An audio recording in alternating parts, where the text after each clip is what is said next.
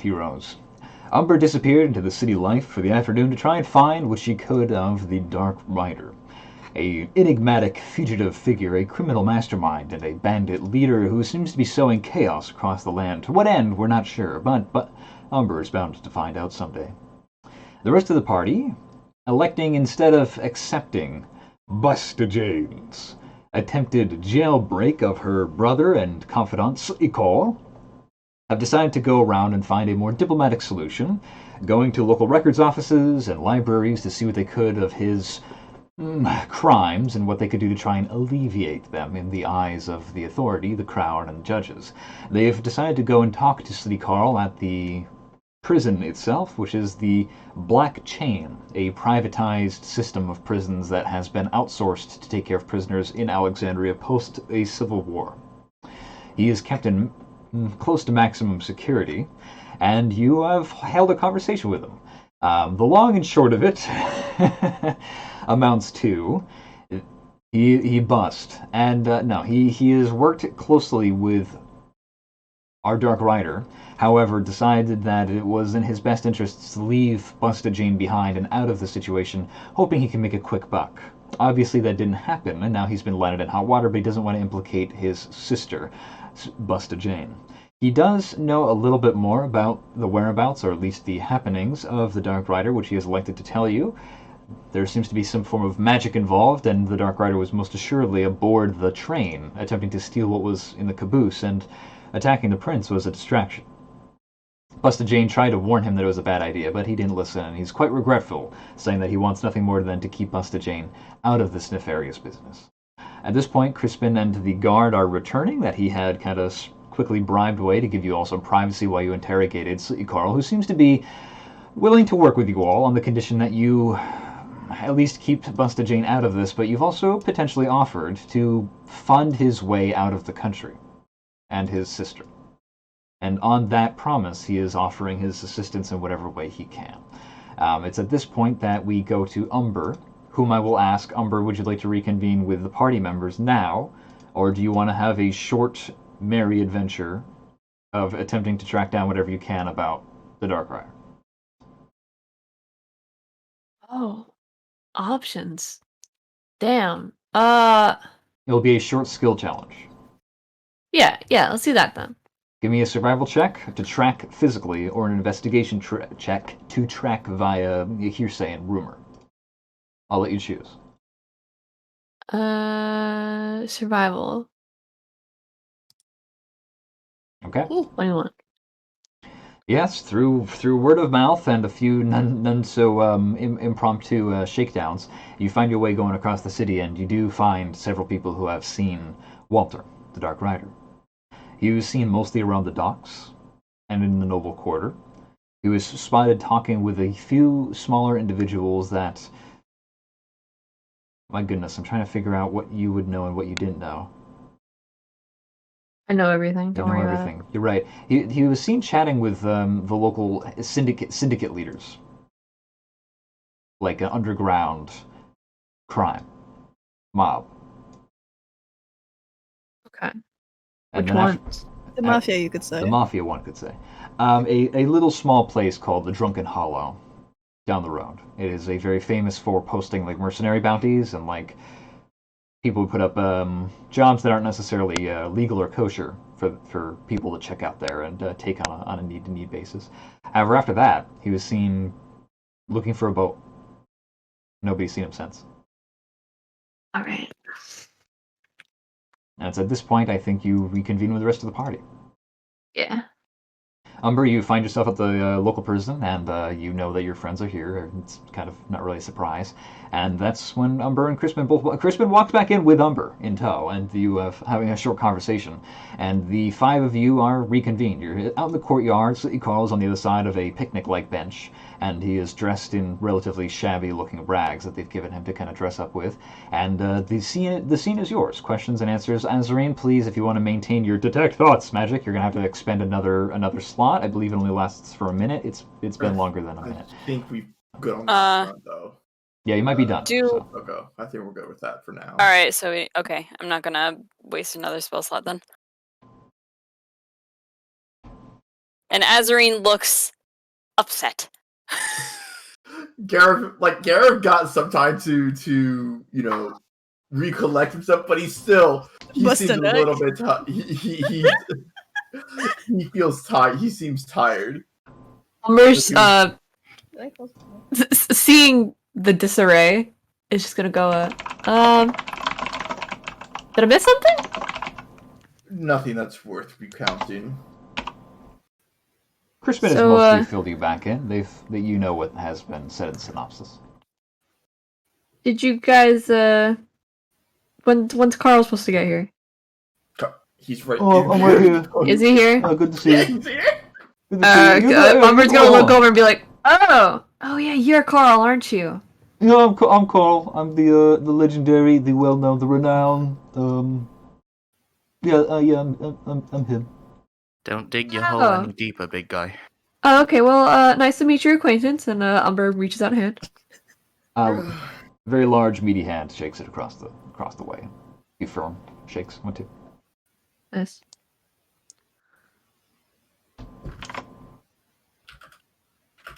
So who's the lawyer? It appears I am the lawyer. And I would be assisting, as this is military law. Umber, she's kind of halfway covering her mouth with her hand as she's asking us questions, and you can automatically tell that she's trying not to laugh. I see. This is cool. All right. I mean, I don't expect you wish to come to Carl's defense. And that you know all the intricacies. Did I even meet Carl on the train? I believe you saw me get arrested. You saw him after I scared him into submission. Yeah, I don't know if I'd be the best witness, to be honest. Our fight was separated. I think you and Brookiel were fighting on a completely different train car. Yeah. But Brookiel has been fiddling through her notes and stuff because she's been taking notes, and she's like, actually, Umber. Yeah? You may not know much about Carl, but you certainly know about Walter. And I do intend on making information about him one of the important points of our client's defense. Well, if it has anything to do with Walter, I can probably help with that. She nods and she just keeps scribbling down. I do believe I am done here. So you'll find a way to get me, not sent to the adamantine mines? I believe we have all that we need, as we want to save what Carl can say and provide once he's on the podium. Crispin will kind of speak up at this point. Good lord, no! Nobody put him on the bloody podium. I will die. I don't really think that's going to be the way that this works. I'm afraid. I'm just going to send a letter to the judge. He seems to be kind of useful to us, but I think I need to talk with you guys separately, if you don't mind. Please. Fair enough. I need a break. Crispin leads you away from the rest of the other people, which is to say the guard and Cole, and he kind of reaches over to you and just goes, all right, well, that is actually pretty useful. You've kind of wiggled your way a little bit more into his trusting a circle. That's congratulations, really. Do you update Crispin on what secrets you have unearthed? Because he has been gone for some of it. Brookiel's not going to say anything. Okay, time out. Out of character round table. Okay. Of course we're not going to talk about Jane. We're not going to talk about Jane. No. But shouldn't we mention the mind shit? Well, he'll be here at the trial, won't he?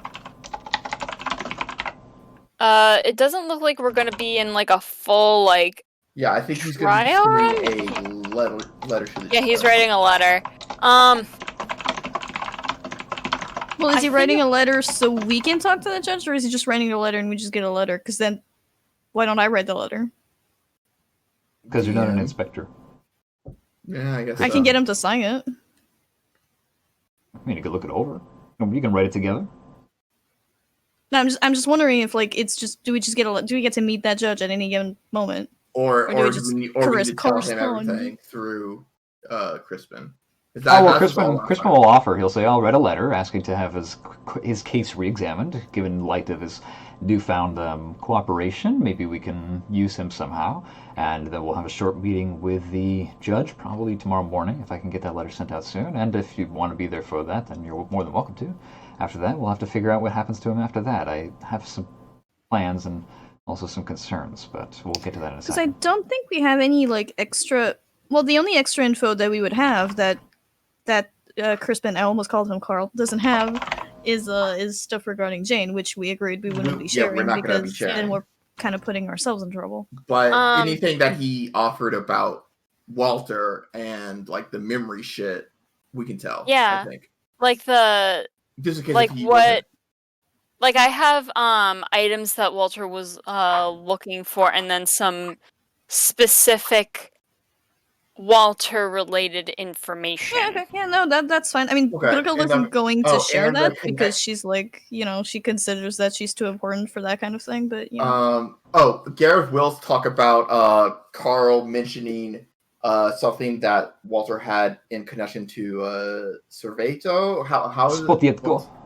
Sovietko, yeah. Interesting. Yeah, whatever. The more you can give me, the better this letter will look, and the more likely you are to get the judge to sign off. So that's what Gareth gives, and Alright, then we're gonna more mind Azrin control. said You were say gonna more mind give control. him mind control stuff. well, He- I don't know if it was mind control as much as it was just like It was erasing his memory. mind Memory reading. wiping. It was erasing. I will mention like the memory wiping of like and some details of And Walter. so we extrapolated, or we chose to extrapolate that if Walter is willing to wipe people's memories, there's no telling that people aren't being coerced into working with him and just having their memories wiped or whatever. Yeah. Right. Like that's way like some guy wiping random people's memories is way more important than one dude trying and failing to maybe assassinate the prince. Crispin Maybe. actually seems very surprised. His eyes kind of go wide when you mention that, but he kind of accepts it, and Wait he a was minute. keeping notes. Wait, do we talk about how Carl says he thinks Walter is one of the Lich Knights? Because I feel Well, like I that's said the really- connection to the Sovietko. Yeah. I don't know think about that- Sovietko, bro. I don't know what the fuck happened in Sovietko. I wasn't here. Yeah, no. I was Gray, busy bathing in correct me if champagne. I'm wrong. That has to. That was not related to the war with the Dark-Eyed Prince. That happened several decades later. But I mean, that's. I also completely forgot Not that an I event. at one point watched Walter parade a head around and make it do weird shit. Yeah. I think we tell. Yeah. I think we say Wait, Lich Knight what? shit. We I don't remember this was way back before Umber was a permanent character. Oh, that was in when you were the raiding Seventh raiding Samurai his arc, I see. camp. Yeah. Yeah. Druid in So we tell him about memory erasing. We tell him about the connection with Sovietko and the sigils there. Mhm. And we tell him Lich Knight. Yes. All right. This is pretty nasty stuff. All right. I'm gonna wipe out that letter, and I'll get back to you guys in a few minutes. I do mention that when thinking of how he met Walter, it was the exact same situation as when Azarine tried to read the Dark-Eyed Prince's mind, and there was nothing. Absolutely nothing. I wonder if that's related somehow. All right. Good to know. This is all important stuff, but I think I have a plan. Crispin says. Well, here's to it that it succeeds. Yeah, I don't know if you're guys gonna like it. If this Dark Rider Walter is willing to, I really don't like it. sacrifice some, well, probably not. If he's willing to make some mincemeat out of memories and throw his pack to the wolves, that means that he has secrets that he definitely doesn't want to get out. Which tells me that he's kind of he looks over at Slade Carl. I think we might want to double the guard. Might be a good idea. It's what I would do. Mm. But send assassins after him. I mean, if I was in his place. Well, it's totally understandable. Crispin says, "Not really." He looks at you for a second and then just goes, "No, I get you." Yeah, right. It's definitely what the I- logical thing to do would be. Which I means think we are done here. oh yeah, sure. No, if you like, Crispin will kind of take out a few pads of paper and start jotting down messily in cursive before finally calling over the servant that kind of drove you here.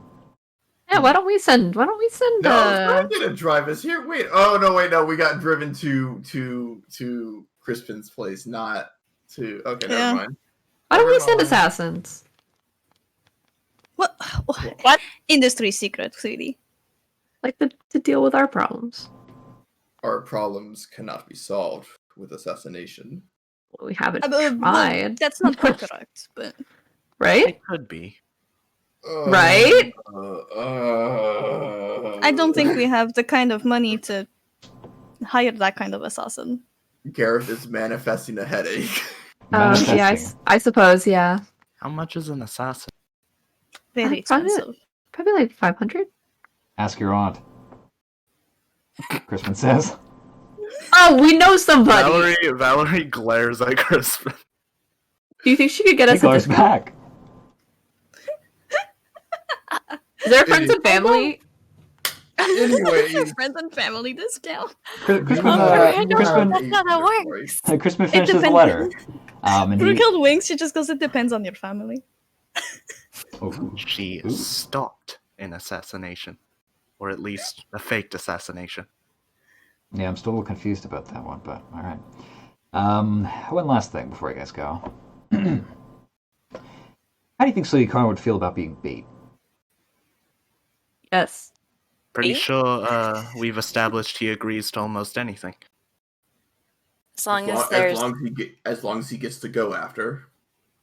I mean, it'd work in his favor. Because it depends on the judge, but, you know, it would definitely work in his favor. Willing to put his life on the line for the safety of the crown. Sounds good to me. Sounds good to me.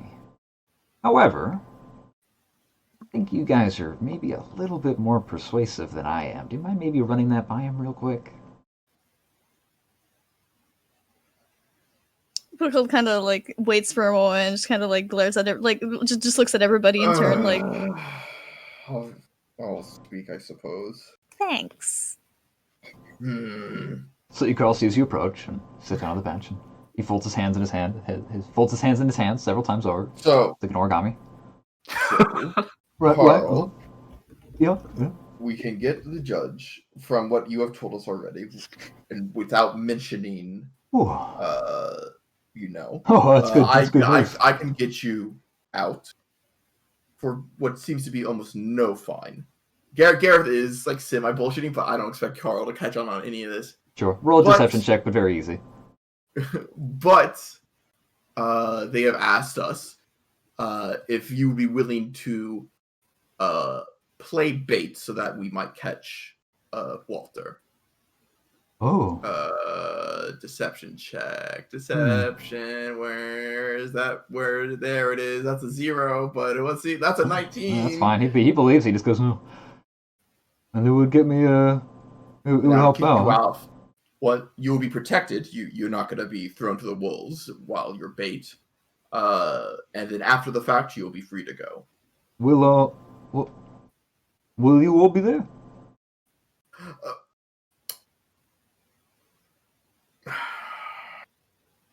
Do you want us to be there, Carl? I mean, I don't know. You guys seem pretty on top of it. But if if you guys got busier things to do, I understand. I am, I get it. Let me. But yeah, I'll say yes no matter what. I just wanted to know. Right, I will speak with the others, but I'll let them know of your cooperation. All right, Mike. All right, All right. I appreciate it. You're a good bloke. You know what? I mean, I try. Sleep. What are you saying? Just get yourself ready, Carl. He spits in his hands and then slicks his hair back.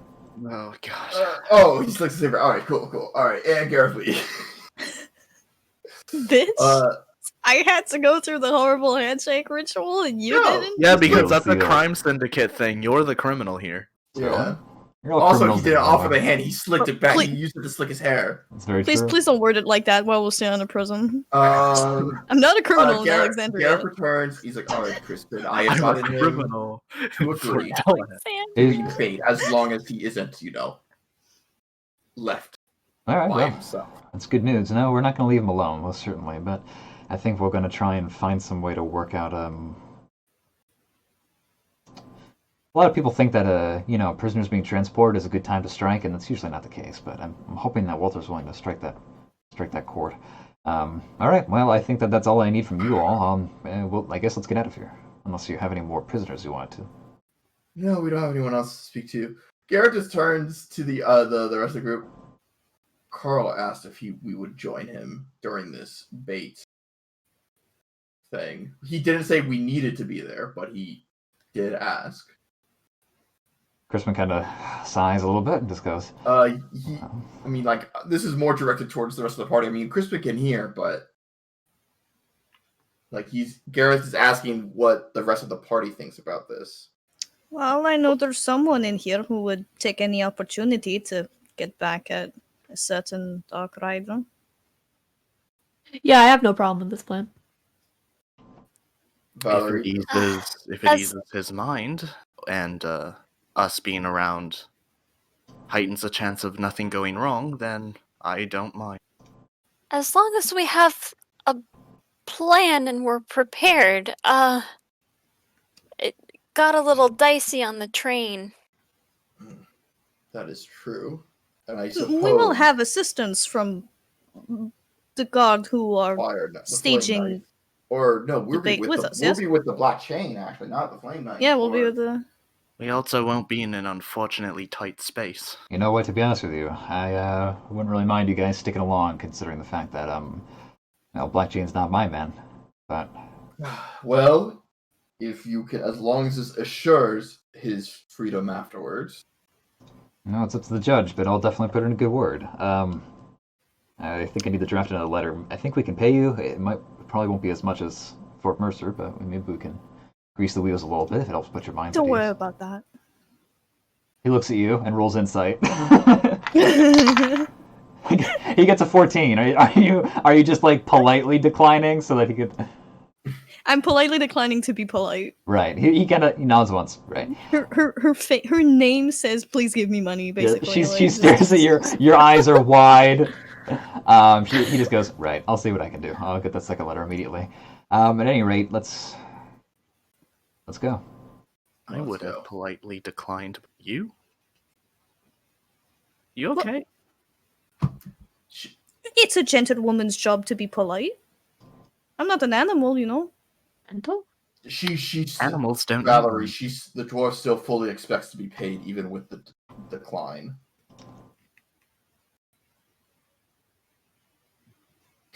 Gareth knows. Gareth know that shit ain't true.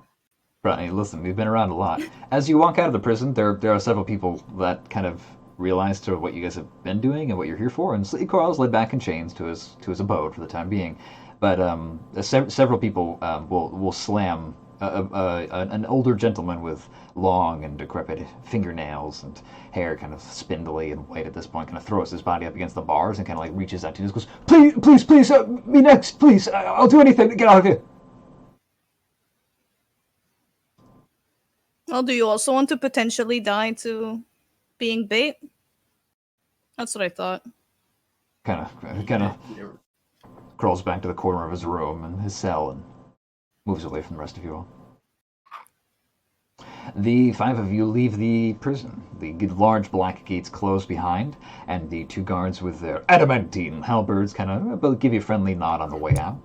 And you guys reboard the large carriage that brought you here, and it's another few hours' drive before you're back into the main city and dropped off at whatever you prefer. But going back to the inn, is this a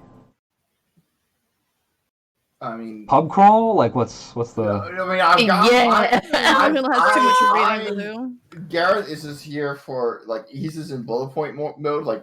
We get what we get done, and then we need to get to the coast. For once, Val's actually gonna hit up a pub. She's not gonna go home with everyone else. All right. Val get jumped off at the I'll pub. join Valerie. On the way through the plaza, you see Busta Jane standing in the exact same spot. you left Right. her. They got it. They've got it. Also, can I have mean, those glasses again? This book is written really small. Also, your eyes are terrible. Who said I'm that? going to respond to that. But Brookhil has like the little she has them like on the tip of her nose, and she's just like holding the book really far and like squinting and just like, how do you live? Valerie and Garrett get It carriage. was much easier before I came in contact with you. Ha Thing? ha ha! At least you still know how to be funny sometimes. Ooh. Ooh. I am hilarious. Thank you very much. And I am a delight. Azuri thank looks you. away. Umber's whistling. The dog whistling. Mel just has a smug expression on her face, and she's just keeping her eyes forward. Voted best comedian at the academy. The bar was real What, low. no one else was running? Brookhill's just gonna go home and read. Alright, sounds good. I will go to the tavern, but then I will excuse myself and then walk to where Jane is so I can talk to her, Sure. and then go right back. And then they can just do their pub crawl and do whatever. Okay. Yeah, I'm not going to speak with Jane. Alright, that's fine. Up, Gareth, we'll follow you real quick. She probably won't take long. So Busta Jane sees you approaching. Mm-hmm. Yes. Her name is Mary, by the way. The mom. In case you Yeah, no, I forgot. know. Okay, I wasn't sure if you forgot. Gareth offers a hand. She stares Jane. at it. I bring good news from Carl, as we got to speak with him. Is he free? He will be. He does not want you to bust. He says Mary wouldn't want it. Her eyes kind of narrow down to like pencil thin points, and she kind of stares down at you, just kind of like growling essentially. What do you propose? What is this deal? We are speaking with the judge tomorrow, Jane, and then we will be off. We are staging a bait as Carl is transferred to a different prison in hopes that Walter will appear. We will be there, all of us, including several Flame Knights as well, and prison guards. And we will be trying to apprehend. And then, even if Walter gets away, Carl will be left free once he gets to that other prison.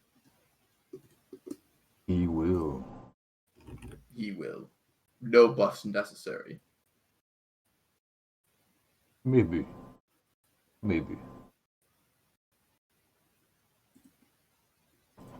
When will this happen? You can bust his head a bit once he's free, and for him taking such a deal with that man. Is this tomorrow? We don't know when the transport will be. The hearing is tomorrow.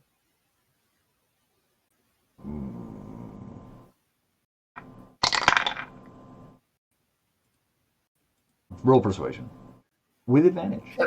Because I said Mary, right? Persuasion. Oh god, that's a 0. Oh god. Oh, okay. Okay. Okay, that's fine. That's a perfect roll. Yeah, I'm fine with that. That's a 2 and a 0. Damn, somebody's learning. Very good. Spending all its time around 2 bards.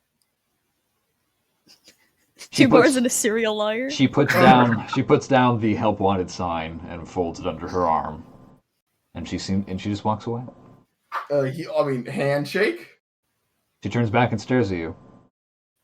And then she resumes walking away. Fair enough. That makes it easier for me. At least she didn't spit in her hand and offer it to me. And Garrett kind of turns and heads back towards the tavern. Did the rest of you guys do anything tonight? Drink. Smash? Brookhilde is I reading. hit up Bro. the tavern. All right, Valerie, you're going to roll a Constitution saving throw for me and a Charisma saving throw. But what? Oh, I will be sticking with apple juice tonight. Constitution? That's just flat. I'm kind of tipsy. Charisma. It's a good vibe. It's a good vibe, but the throbbing sensation in the back of your head and is a little hard to beat, and occasionally your eyes glow a violent violet, and occasionally it's subsided by a deep emerald green. Valerie is able to like hide that pain, but she knows what's happening to her eyes at this point, so she actually just puts her head down on the table. All right. Are you okay? Perfectly fine. No need to worry about me. That doesn't make me feel any better. We're close Little- friends. Trust in me. I will be perfectly fine. Hey, Okay, well. how much time would it take to teach Claus how to like do that thing where he stands on his hind feet and then does a spin for a treat? Rely on my handling. Nice. Also, is my shoulder hurting at all? Yes. Oh, great. Not tonight. Not tonight, Umber. Damn it. He'll get there. You sense it's possible, but he just kind of turns around halfway and then gets confused at what you're trying to indicate to him, and then turns back around and expects the treat. Understood. I give it to him. Excellent. That's not very good training. But he was close. You're not here. You're not here.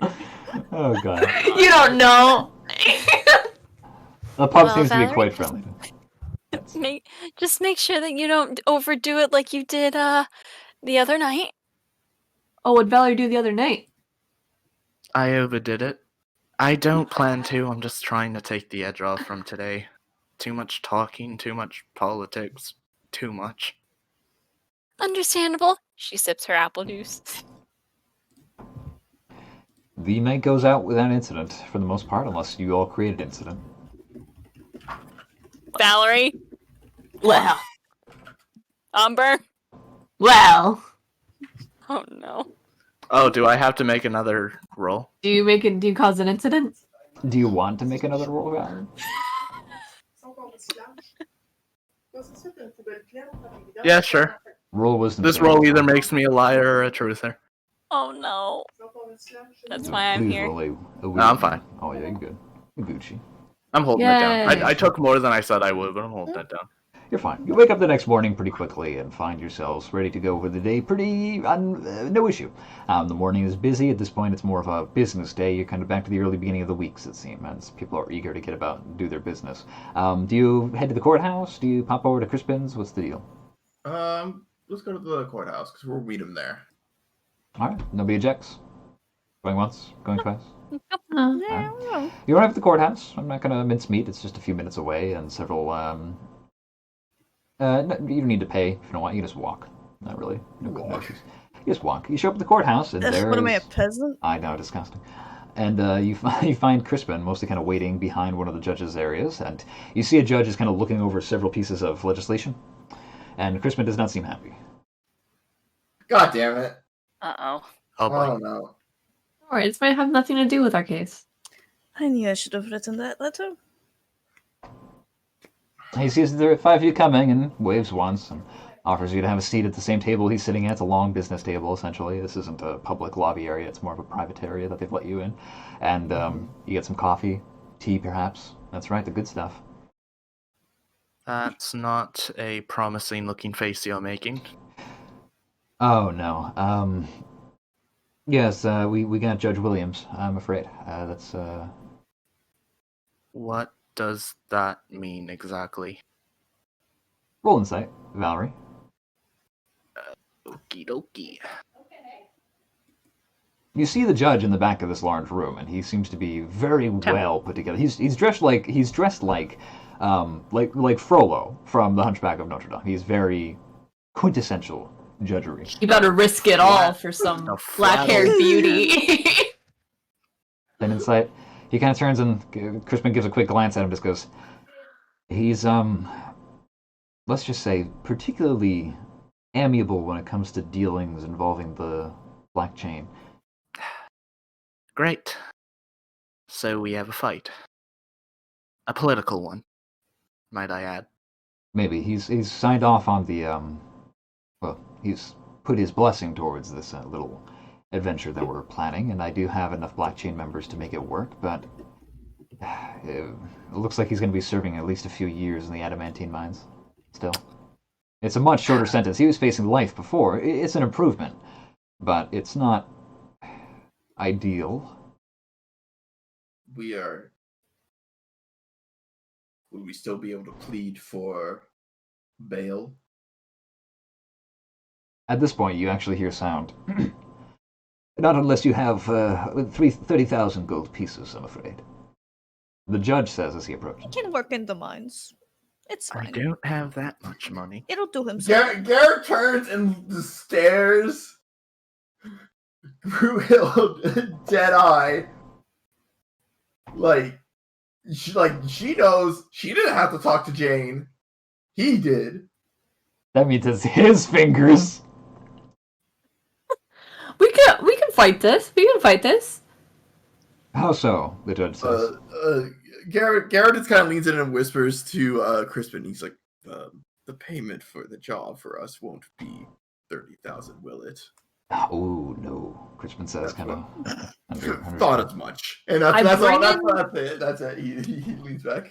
I bring in the alligators. No, you And don't. then refuse to bring them out until the decision's met favorably. The Please judge. don't listen to her. The judge has folded his book and his papers, and he collects them and puts his glasses back on and steps down from his podium and approaches you and Crispin, and he butts into the conversation. It just says, "The bail is set at 30,000 pieces. I'm afraid that a aggressor of the crown is not a person we want to let off lightly. In fact, I'm already doing you quite the kindness, my dear inspector, giving him the handful he was of forced dough." against his will I'm gonna punch Gareth in the shoulder. He punched him. because of the memory wipe. No, memory wiping doesn't mean he got manipulated or what. Like that. Also, that's a Brooke really Spec- hard thing to that's prove in a courtroom. speculation. Brookehild, what if we prove that wasn't the prince? Silence in No. my courtroom, please, please. Allow me to speak first. Even if he had his memory wiped, which I'm willing to hear out, he still agreed and put himself in the situation where he would be making himself a tool of ne'er-do-wells and evildoers. Well, The sentence perhaps- is perfectly understandable, sir, and we are very glad that you were willing to hear us and alleviate the sentence. Well, perhaps you can tell Brookehild is that throwing to- like death glares at everybody. Okay, Like out shut your whore out of mouth. character. I do think that we should try. Like, while he agreed, that might have been after the mind wipe, right? So he just already thought, like, oh, I had to do this for him. Yeah, no, that makes sense. I just got to go through with this job. But Oh man, we're pushing our maybe luck. he was forced No, see, and then mind wiped. we're pushing our luck, but I'm just saying. I have ideas. I can Okay. fix this. Okay, do it. Sure. Brookehild, you have the stand. This is good because I want Valerie to come back. No, in no, I before don't. the I don't end have. of I don't have like. this. Okay, Not literally, but the judge is so here and he's not going. He's getting. He's getting. Well, okay. So this has nothing to do with the judge. We're done. We're done with the law. We've done what we what? can with the Oh, law. no. We're done with the law. I don't think No, it's- you He's- just said you had to stand. Not literally. This isn't a real court-like case. Um, It's mostly being handled. Well, you can law. still- So argue. he's getting sent. Shut up. He's getting sent to the. I almost called them the Azurite mines. What are they called again? The adamantine mines. Adamantine mines. Now we know from. I don't remember where that's kind of a wishy-washy place, right? It's not very, the prison system is institutionalized slavery. Woohoo! And bad things happen. And so at that point, A little Two cheer things for you can do. slavery. Val, are you back? I'm thinking that. Okay, so. DM, may I make some sort of okay? I'm from a family of criminals. Sure. I'm from the Dwarf Mafia, right? Right. You get in jail, right? Because you're a criminal, Of course. and then a criminal gets in jail, and just utterly beats the shit out of you, right? And they're like, oh shit, he's dead, right? You take you out. Plot twist, you're not dead. You leave, right? You know, I don't know, like the mafia Wow. can get in. Mafia can get in prison. No, I understand that. I Mafia understand can get that. in prison. If there's one place the mafia can go, it's in a wishy-washy, not exactly half legal prison. This is true, but in Brookehill's experience, which I'm no rolling or anything, it better happen before he gets to the mines, because kind of a Oh, the one mines way, are that bad. kind of a one way in, one way out sort of thing, and that's one way in is institutional if- slavery, and one what way if- Yeah, out is you potentially leave body feet bag. first. No, I out of character, Brooke. I'm following what you're putting down. What if we send someone in to shank him, No. and then he has to leave on medical? They're not So gonna. they have to get to a They're not hospital. gonna take him out. They're gonna leave him to die in the dirt. The judge. I didn't think it was that I bad. still think we need to do this legally. Yeah, let's just argue. Of course you do. Your name is Gareth Durand. Hey, Umber agreed with me. Do your legalese shit. That's the arbiter of justice. No, I mean, Judge Williams will He's discuss. going to listen. Oh, please, I wouldn't worry so much. He seems to be a big, strapping fellow. He'd make a fine laborer in those mines. I know how to fight this. It's not crocodiles. No, it's not crocodiles. It's even better. I know It's how to fight alligators. this. And it's the truth. I know how to fight this. Yeah, go Okay. for it. You guys All right. try your luck. Go You for it. can't. Umber, do You're it. not going to land in prison for misspeaking to the judge or anything. No, I'm definitely not. Okay. Umber kind of looks back at Carl, who's probably picking his nose or something. He's not here. Or maybe he's not there. He's Oh, not okay. here, actually. Umber's gonna walk up to the judge and go, your judgeness, if I may have a moment Mm-hmm. to plead our missing client's case. Very well, sure. You see, while he is a very strong individual, large individual, Carl's mind is a small thing, a small, delicate, childlike thing. I'm sure if All the more reason to get him if- off the streets. No, if you did a psychoanalysis of him, you would understand that perhaps he just doesn't function at the same wavelength as a normal adult does. In fact, it's like he probably got busted in his head too much by his sister growing up. So he's not capable of the thought processes you and I are. I would like to plead that he didn't know what he was getting himself into under not insanity, but infantilism. He kind of looks at you and just kind of stares at you. Roll persuasion with disadvantage.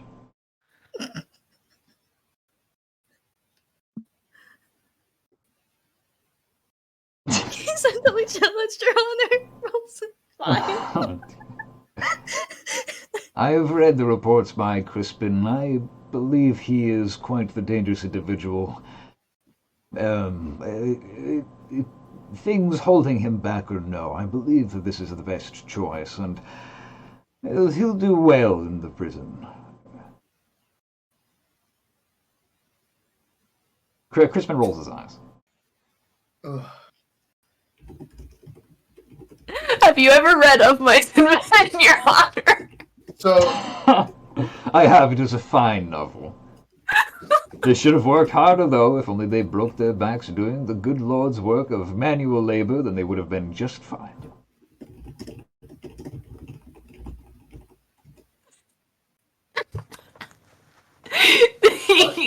You're mentally challenged too, then, Brugio. He's I'm the lucky. party He's member with the lucky. most int in this fucking People like party. him, oh, they used to just throw him to the wolves. It's better he can work his way out. He'll likely be fine. If he's already attacked the prince and survived, I think he'll be more than be able to do the That's better what- part as of a he- decade in the prisons. But he didn't even know that was the prince. I'm afraid the cure for stupidity is a hard lesson indeed. He will have to learn by his own punishments. and is he not learning by offering his life for the crown? He doesn't have enough brain cells. That's why he's getting off the life sentence. How do you know what a Oh. brain cell is? He's maybe, almost 30, somewhere in the mid-20s. He still has a large life ahead of him when he gets out on the other side. Perhaps I'll be there to greet him myself. I don't retire first. For what it's worth, he agreed himself to service in the mines. Indeed he did. He's quite worth indeed. But I digress. Garrett is like racking his head trying to think of anything because Carl. he told Jane he would be out. If only you were more If stupid. only you shut the fuck up. Hey, Brookhill, I want you to roll an insight check for me. Why did you offer your fingers? Okay, that's not. I don't have very high insight. 17, actually. That's okay. Yeah, That's Brookhill, you incident. read a little bit more into the situation. I'm going to DM you. That's bad Wait, news. Garrett, did you promise your fingers to bust a Jane?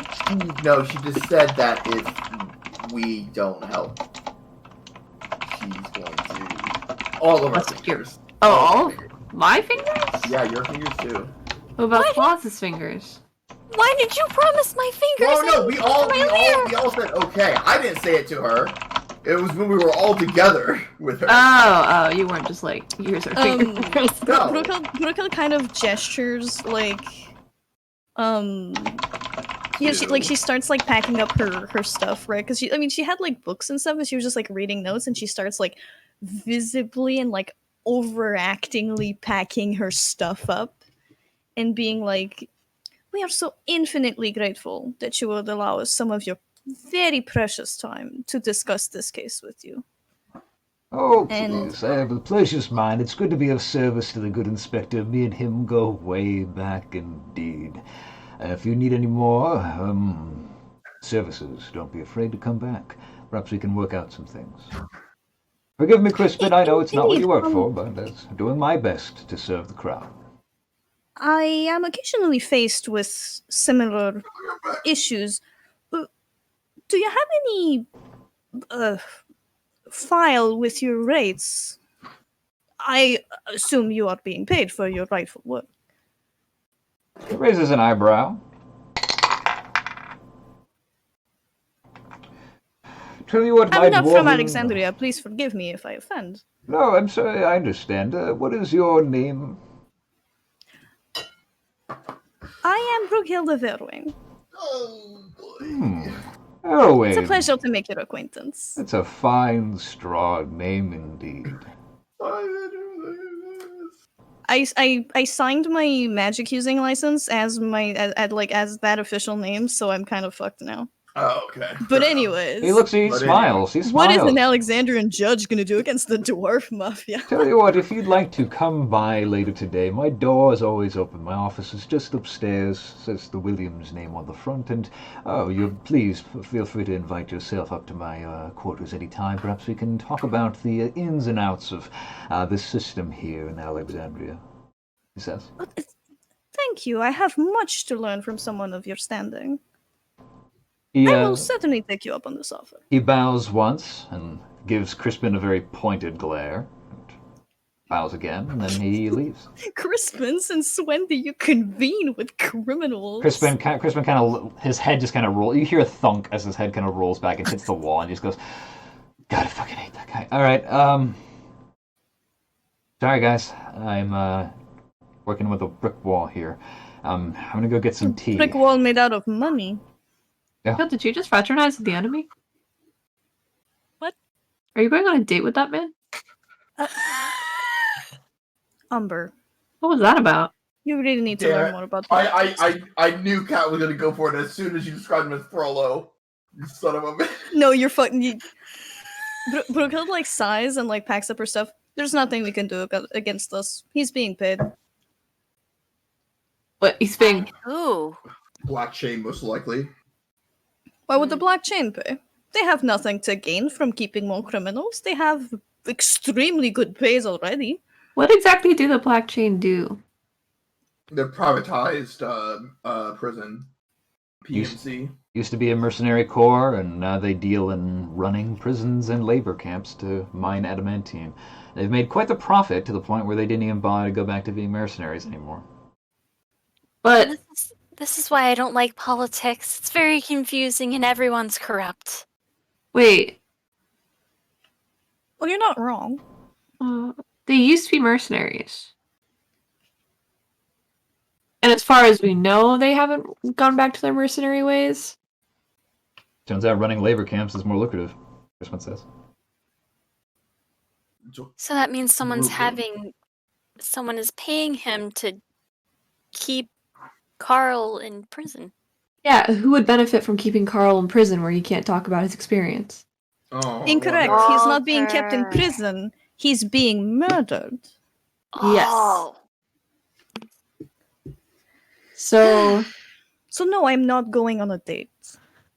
well, wait, hold on. We can work on this. The last place that Walter went was some underground, I don't know, drinking bar for criminals called the Drunken Hollow. And then he went to So a regular bar? yeah. And then he went to go and get a boat. No one's seen him since. But maybe we should find out if members of the Black Chain frequent the Drunken Hollow. Valerie, are there any strings that you can pull with your aunt? Regarding the illegal underground?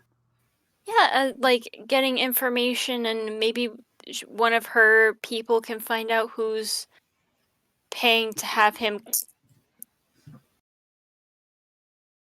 I'm sure if anyone would know, it would be Katerina, yes. I can look into it.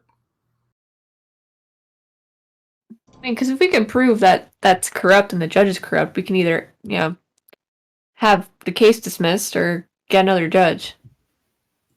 That's a good idea. Judging from Crispin's face, corrupt judges is not a new thing, so Brookhill's actually gonna ask about that. How often does that happen? Oh, more often than I'd like. After the war, a lot of people that were high nobility found ways to wiggle into services that were not voted in or appointed, but rather lifelong. And Judge Williams is one of the old guard that is going to be holding on to that until his dying days. He's not the only one. Suspiciously, every time I have any issues with prisoners or other issues with crime involving the Black Chain, I always get him. It's so convenient. See, he is getting paid by the Black Chain. Told you, Bruhill. Told ya. I don't think the Black Chain has anything to gain from this. I think that They Walter have might. more workers I think in the mines. they don't care about. Okay, look at me and tell me the Black Chain needs more money. They don't. I think they care But because Walter They care. cares. Walter might not even be paying them directly. He might just have a man somewhere in the Black Chain taking said payment or doing said payment. Right, but Yeah. I'm saying Mhm. the Black Chain is Right. Is No, the they're one obviously that's important. connected because they're keeping him. So there's but I'm pretty sure that the Black Chain is not the recipient, the initiator of the greasing. Yeah. It's a win-win. The Black Chain is part of the bigger picture. Oh, that bastard's been greased before, and I wouldn't be surprised. But yeah, you're right. This is a win-win no matter what, for the Black Chain, for the judge, for Dark Rider. It's a trifecta, really. But After you pay enough judges, you start, knowing them when you see them. he stares at you again for a couple. There's just a beat of like about 3 seconds of him just kind of staring at Brookhill, and just goes. Anyway, we gotta follow through though. The money's flowing and the people are going. This bait maneuver is already going. It's nothing. Right. I can't stop now. But if we think about it, if let's say Don't hurt So- yourself thinking too hard. let's say the Black Rider was the one who was the greaser or some sort of not recipient, but like through a middleman, then most likely the bait will not be like the trap will not be sprung. What if Correct. we gave him a reason to stay in the current jail Well, and throw a wrench in the original plan? I don't think Carl and Jane would. Oh, he doesn't know about Jane. I don't think Carl would like that. No, but it would buy us some time to either get a new judge or get him out. Also, I don't he might think be we're not gonna stupid, but he'll take jail over death. I'm pretty Yeah. sure. Okay. Crispin, Yeah. the law is a fickle thing, and it's as much as the two people like us try to keep it right. There are others, like some judges, who might wish to taint that with money and the like, empower them. Yes. Right. I Would you suppose. like to stick it to those types of people? I'd love to, but I have to live here. Of course. But what if the trap did get sprung? Well, then that'd be a success. Here's what I'm thinking. If we do, I have to go through with this regardless. We've already disseminated course. information. I'm hoping maybe we can get them early. If they're trying to send them out to labor camps to get them killed, maybe they'll think that this is a shortcut and they can just cut out the middleman. Right, Literally. but if they are content with this letting him rot, Well, then nothing will happen. Then It'll be a what waste if- of tax dollars. then what if someone else sprung the trap? Don't really see how that would benefit us if it's not the Dark Rider and his men. I know, but it's more of a vindictive thing. I think for you to, stick it to someone. Roll persuasion with disadvantage. It's not very lawful of you, Gareth. No, but also, persuasion with disadvantage. Let's go. He's learning. He's Yes, it's character learning. development. Character development. He's learned something. Garrett, I'm not good at it. no, I understand. We now just made it harder for ourselves. I'm afraid not much I can do. My hands are tied. Hopefully, this goes as we open. We get an assassin at the very least. Maybe we can clean up the streets and get one less dangerous foe. I don't know. It's going to be a messy time, and hopefully we can hold on to all of our fish while we juggle this haphazard catastrophe that we're riding. I think I mixed my metaphors there a little bit. I don't know Anyway. where that was going. I don't know where that one came from. You have a morning and an Juggle our afternoon. fish. A morning and an afternoon. If you guys have anything you wanted to do, by all means. But I'll be expecting you back here before sundown. Right. Apparently, I have to get ready for a date. We bust. Well, You don't have to I go. mean- It's just an open invitation. That's an open invitation. No, I'm gonna take it. I want to know who's paying him. Oh, shit. He remembered Okay. my fucking name. That's something. Look, I'm from the mafia. I- Like, I have a name. Like, I'll let that go through, and then as if Gareth's gonna stop me. Out I of mean, character. we gotta let Jane know. Out of character. Would it be so terrible if we told Jane the route that they were taking to That's kill what Carl that was what and I was have trying to hint at. Jane bus and That's we what I was trying to ollie talk. out? We're That's- nowhere part of it. So That's- basically, backtrack on everything we worked hard for until that so green now, card so was Well, now, not entirely, so now not Carl entirely. and Jane are in jail because Well, guys, no. we've I seen don't guys, think she's going to be put in jail. we've seen how dicked out the Black Chain are. The- She's the still Black just Chain one is very lady. blacked out. And that's why Every single Black Gareth Chain. was trying to hint to Crispin that we spring the trap ourselves, along with Jane, and let Carl escape. But our reputations. I mean, Exactly. I can That's- change my that's- face. I mean, that's why Gareth was trying to be like, hey, But then the Black Chain are gonna murder Crispin, us. y'all wanna be cool. You The wanna Black Chain like, are gonna hey, you murder wanna look, us. hey, your hands are tied, right? Just look the other way, kind of deal. I know the Black Chain. Yeah, it's I'm just, not getting killed by the Black Wait. Chain. I don't care about Carl that much. Wait, why don't we use Valerie's aunt's people? Guys, all I'm thinking, Instead of I'm just just- gonna go to we the have- I could ask the Crescent Lance for help. Yeah. Well, that, and Why then don't we do that? I'm planning on showing up to that judge's place, finding out how much he got paid, and seeing if I can just pay him more. That's true. There's no I way. If don't the have bail enough is money. 30, if the bail is 30K, no, you don't. There's no way. Well, It's fine. I can send an invoice to But my bail, grandpa. but bail doesn't go directly to the judge. Right, that is that's true. No. Well, why Bail don't we, money That's doesn't not go to how it works. judge. why don't we start Bail making money's some just plays like, how here? dangerous is this person? How about Pat? We'll go Half of talk us- to the judge right now, and then we can plan after this. well, I was invited at night. Why don't It's a we sexy time thing. I'll let you in, but It's a crime thing. Valerie, While though, I- Brookfield's dealing with that, why don't we go talk with the Crescent Lance? Well, I mean, the thing is that And then you I- can talk to Jane because you have a history. Yeah, You owe her a couple fingers. You- hold on. I just want to I want to make a channel real quick, like Moses. Valerie, what do you think? It's your aunt.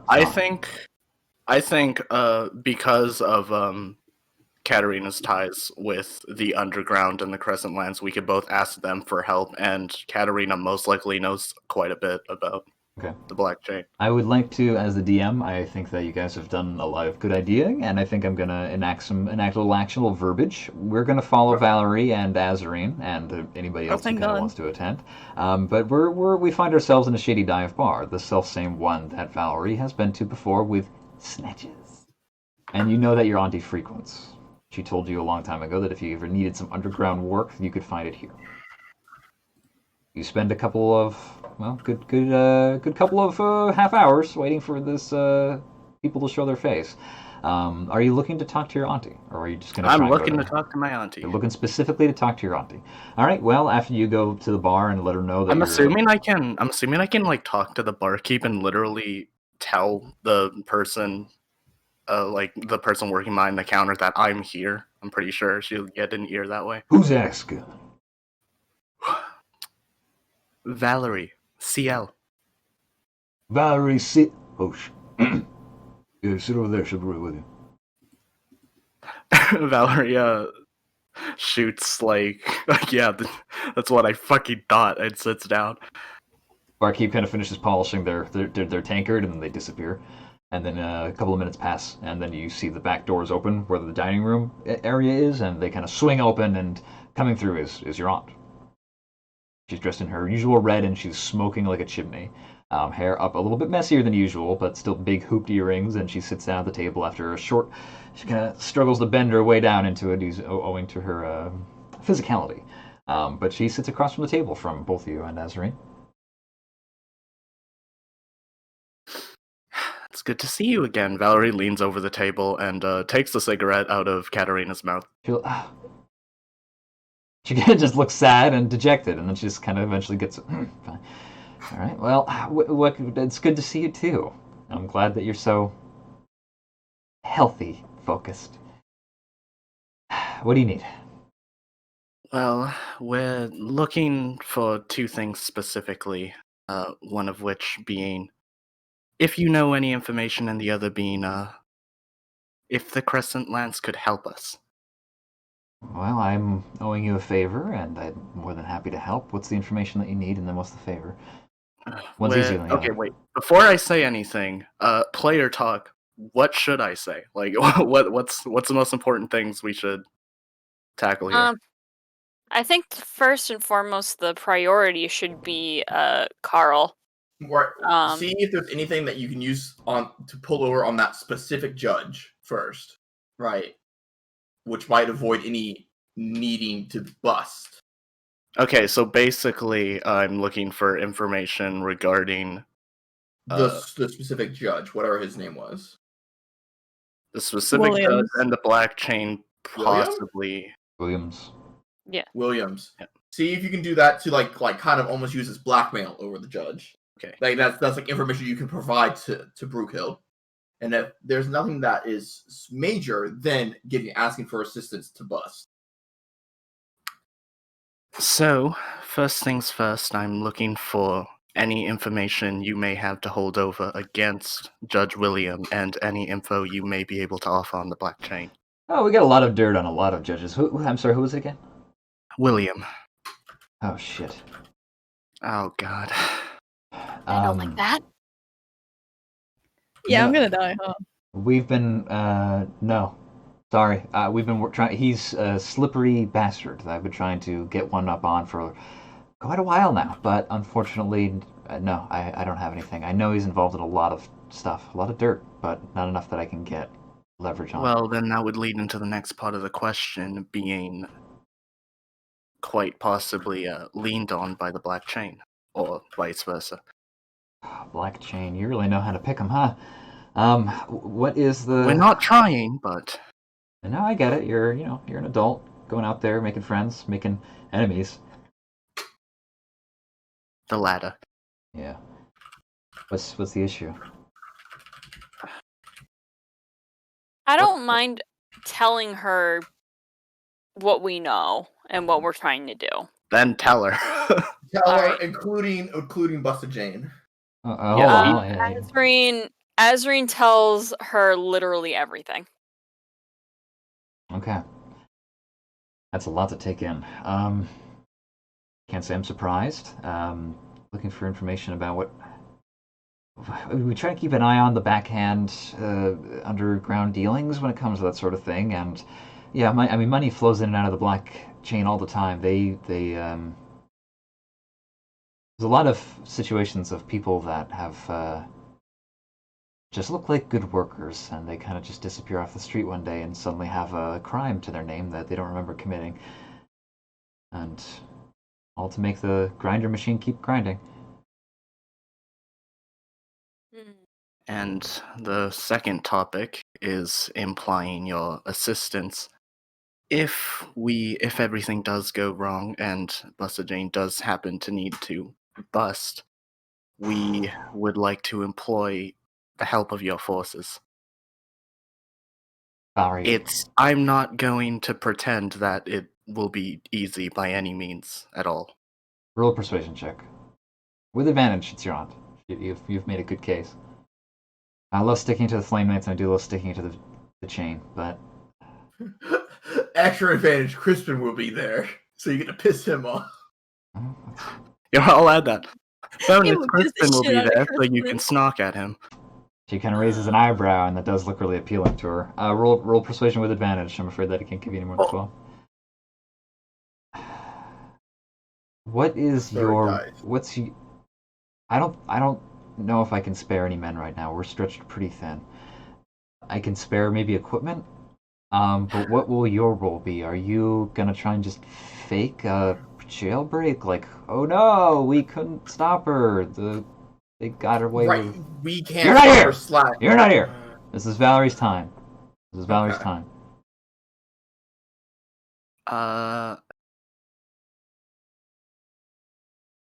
Well, the original plan of faking it is no longer an option at this point, is it? Oh, it's between In the you prison, no, but in the Well- transport stage, yes, I believe. If we're just trying out of character, because there's no way if she's not gonna have any backup, she's not gonna succeed against the level of armor and equipment that those guys have. So we might need to take a swing or two at the dudes. We just need enough distraction to get Carl out. Well, you I'll know, be distraction we can do. perfectly honest. I don't know how well Busta Jane can handle ourselves against them, so we would have to step in. But we are in a position where we can surprise the guards, as they will be thinking that we're on their side. Just saying. If we gotta. Valerie kind of looks, you see this, you see her. She's mulling over a lot. She's having a big internal debate.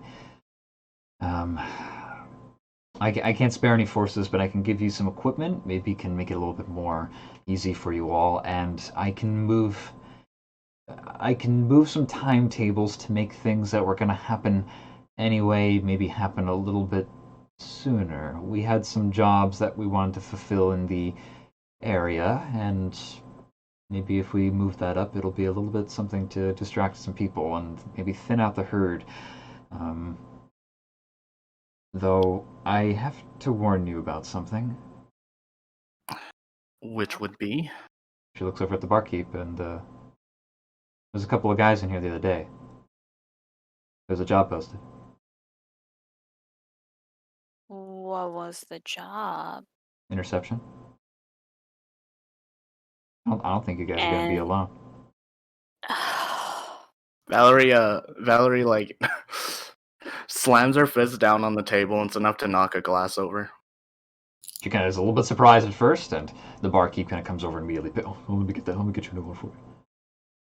Disappears. So we don't have forces. The only thing you can offer is assistance in messing with timetables, and we were going to hit a blockchain shipping depot at the time. I think that if we do that sooner rather than later, they're going to have to call back some of their forces during this mission, and maybe that'll make it a little bit easier for your Buster friend to do what they got to do. And I need to warn you right now, I think you might be acting the part of actual enforcers, because I think there might be some people on the way for your boy. Yeah, we figured as much.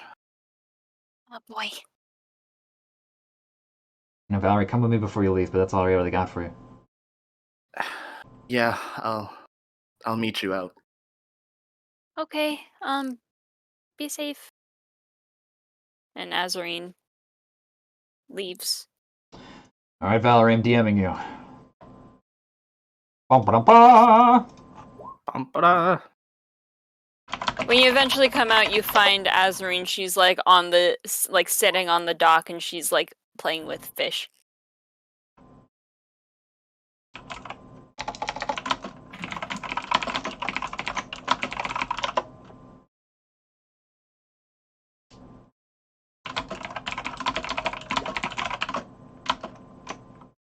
Very pretty fish. Tropical fish are the best fish. They're doing little circles All right.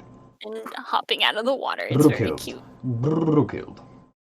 Did you No, want? no, thank you, sir. No, thank you. Did you want to visit the judge, or? Yeah, I think I have to. It's up to you. It's late in the afternoon. I want to get intel. You don't want to? Or? That's fine. No, I'm going to. Sure. It's upstairs in the Not courthouse. not because she wants to, but because it's like You fine. feel I'll just go obligated. get the info. Sure. You head up to the top. And yeah. The office door is open. You see him inside, scribbling away and describing. It's actually gonna change first and actually put on some nicer clothes. Oh, lovely. He sees you as you come in and, please have a seat. Thank you. So, if you'd like any more extra information, I'm free to divulge to a good friend of the House Arrowing. I've always looked up to you. Very fine work you all do. Very fine work indeed. If you need anything, don't hesitate. Please, a chocolate? Tea? Oh, that would be lovely. A chocolate, please. I'll hand you both. They're very lovingly wrapped in a foil-like substance. Not aluminum. Hasn't been invented yet, but something of similar stature. Brookhill spends like much effort unwrapping it without like destroying the wrapping. And I'm imagining like a Hershey's Kiss, and Lord knows how difficult it is to unwrap those without breaking anything. So I'm just. It's a true test. Roll dexterity check Really? for me, please. You succeed, but just barely. Oh, that was I didn't do a saving throw. I just did a flat check. That's fine. Sorry. That's fine. the good stuff. It's just a Hershey's Kiss. It's fine. It's just a Hershey's Kiss. Well, certainly, seeing as you know my family, you understand that we have very specific needs when it comes to lawyers Indeed. and judges. Indubitably.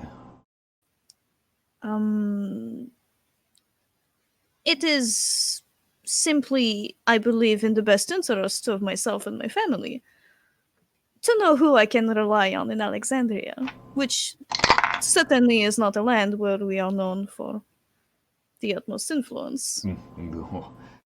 Never a strong dwarvish population or presence here in Alexandria. Unfortunate. Indeed.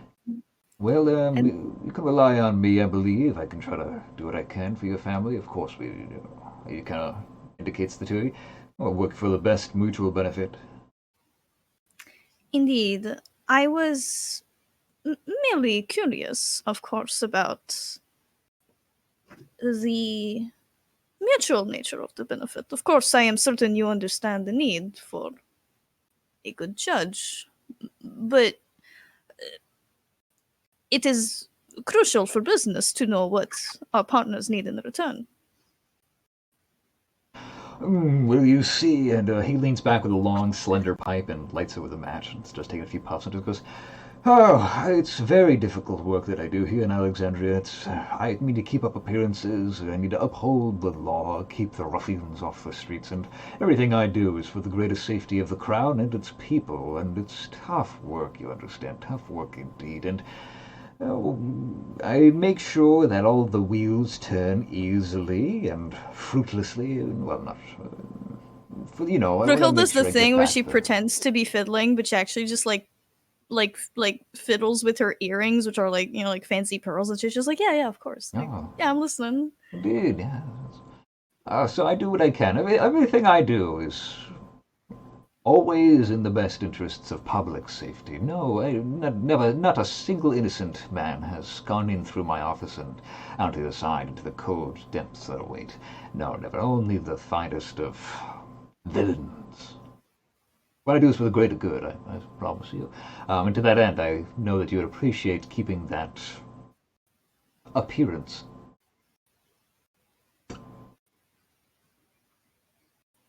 She nods. You'll excuse me for not being forward in the presence of my associates. They would not agree with my methods, you understand? It's Understandable. It's hard to very find good difficult help to- these days, but they seem to do you well. Oh, by the gods, it is.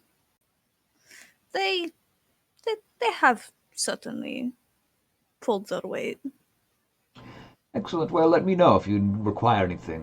Make sure your name appears on any dockets that you have, any documents that you need, and I'll be sure that your court cases find their way to my desk. Can I assist you with anything else? I'm afraid the time for couthness is past now that Fort Dullahan has been destroyed, and I am ashamed to say that most of my family's fortune is not what it used to be. In the very least, what I have access to, for the hand of my grandfather is a large one, and we are not all privy to the greatness of his kingdom. He seems to visibly be losing interest. I see. More's the pity. My condolences, and understandable completely. If you do come across your grandfather, please give him my condolences for all that's happened at the fort. While that is the case, I am very much intending to build this back up in the lovely land of Alexandria. And I need to plan for any unplanned expenses. She makes her best to look really bothered by having to do this. And it's what kind of peasant has to plan for unplanned expenses? You know? Roll a deception or persuasion check here, your choice. Yeah, I'm gonna roll persuasion. I have more stats. Okay. 13, it's pretty good. It's not. What is, Rolls are painfully average today. Painfully average indeed, which means painfully Says average Gareth results. with a nat 20. Well, I And then understand followed the by a nat struggles. If you'd like, I can forward you to some of my associates in the future, but if there's anything else, I'm afraid I'm a busy man. I understand perfectly. I suppose Inspector Crispin is not the only one to pester you with letters. None more pestering than him, but no, I'm not many flies that are bothering my lovely fruit bowl. That's a terrible analogy, sir. I'm gonna say that out loud, but she's thinking it. She's thinking it very loudly. It's a very bad analogy. I hate this. It hurts you physically. Roll saving throw. No. Snakes are manifesting in my house physically. All right. Well, I don't really work. Can I have a look at the place, just briefly? Sure, roll an investigation check for me. Yeah. Thanks. Sure. A lot of books, a lot of them for show. You can tell half of them haven't been opened, but a lot of highbrow literature and books of philosophy from the Umbram Empire. And you see an old horn that was kind of like a drinking horn, but it's just on a trophy stand essentially. There's a lot of knickknacks that seem to just be attesting to his Just a wealth lot of and just power. crap. Yeah, a lot of crap that you can tell that would be just. It's for show. It's just to prove I have money and I have power, and this is what a good judge would have in his room. A lot of you see on the behind him is all kinds of documents framed on the wall about what a great judge he is, and his various diplomas and licenses that are, all attest to his greatness. All in plain view surrounding him like a corona. Thank you very much for the hospitality. I am extremely thankful. Before I go, the aroma on that tobacco is absolutely excellent. Might I inquire for the brand? He kind of looks at the pipe a few times and kind of knows. Sure, certainly. In fact, here, let me, if I can find the box. And he bends over Oh, real please. There's no need to trouble yourself. I will be on my way. Thank you very much. quick. He kind of looks back. Oh, River Reed Incorporated. Oh, thank you. You depart. The Look, five. yeah, looking forward to seeing the whole shebang. She bows, blah blah blah. You know, nobles. You play through the salutations and departure. He does And the same. as soon as she's like out of like the house and like out of sight, she just like unties her hair and then she's just like drags her hands across her face. The pain is the pain eventually subsides, and the five of you reconvene. Very soon, you're all expected to join on this mission. So this is your final moments to kind of reconvene with the information you've gathered. And for the sake of brevity, can we say like you all kind of catch each other up for the most part? Yeah. I Yeah. did miss a good chunk of Brookill saying if there was anything of note. No, there was nothing of interest. Actually, you gather from her expression. She looks really pissed, and so everybody assumes like, oh, she didn't get what she wanted. But mostly, she's pissed, not because he's a greasepaw or whatever, but just because he has all of these things and he has like no culture. Like he clearly doesn't know what he's talking about. That's so like would you believe it? Having access to so much, not even opening any of these books, and just she's so upset by it. Garrick always thought, Valerie, And terrible taste in tobacco. how was did we get anything good from the Crimson Lance? Good news, some bad news. They don't have any information on William himself. But they, while they can't employ any forces to assist us, they can attack a shipment of the Black Chain, which will dampen their numbers. See, that's She also gave us some equipment. Valerie opens her bag on the floor. okay. Sure. You're back at your inn. You're one of the rooms. She puts them all out, and you see 3 smoke bombs on the floor and 2 scrolls. Scrolls. One of the scrolls appears to be a sleep spell, and the other scroll is hold person. Okay. Anything else of note? But my head was kind of like, what did she tell me about the Black Chain? I don't think she said anything super important, but Just that they're enemies. Chris and Lance doesn't like the Black Chain, and they were going to attack a shipping depot anyway. And she's like, "Well, we're going to do this anyway. We'll just move it up a few days and a few weeks rather, and maybe that'll coincide with your little event happening, and maybe that'll help thin out the crowd for we you." didn't learn anything more of the Black Chain besides what we already knew. But she did mention that they are enemies of the Crescent Lance, so at least for future endeavors, maybe they'd be more willing than what we have here, but it wasn't a complete loss. I see. I mean, the fact they gave you all this stuff is pretty helpful. 3 smoke bombs and 2 scrolls to hold them back should be more than enough with our current skills. The job that was posted. Are you all right?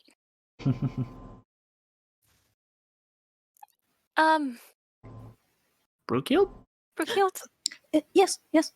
what are you doing? I'm writing. It's fairly self-evident, one would think. You do well to tell us why you're writing.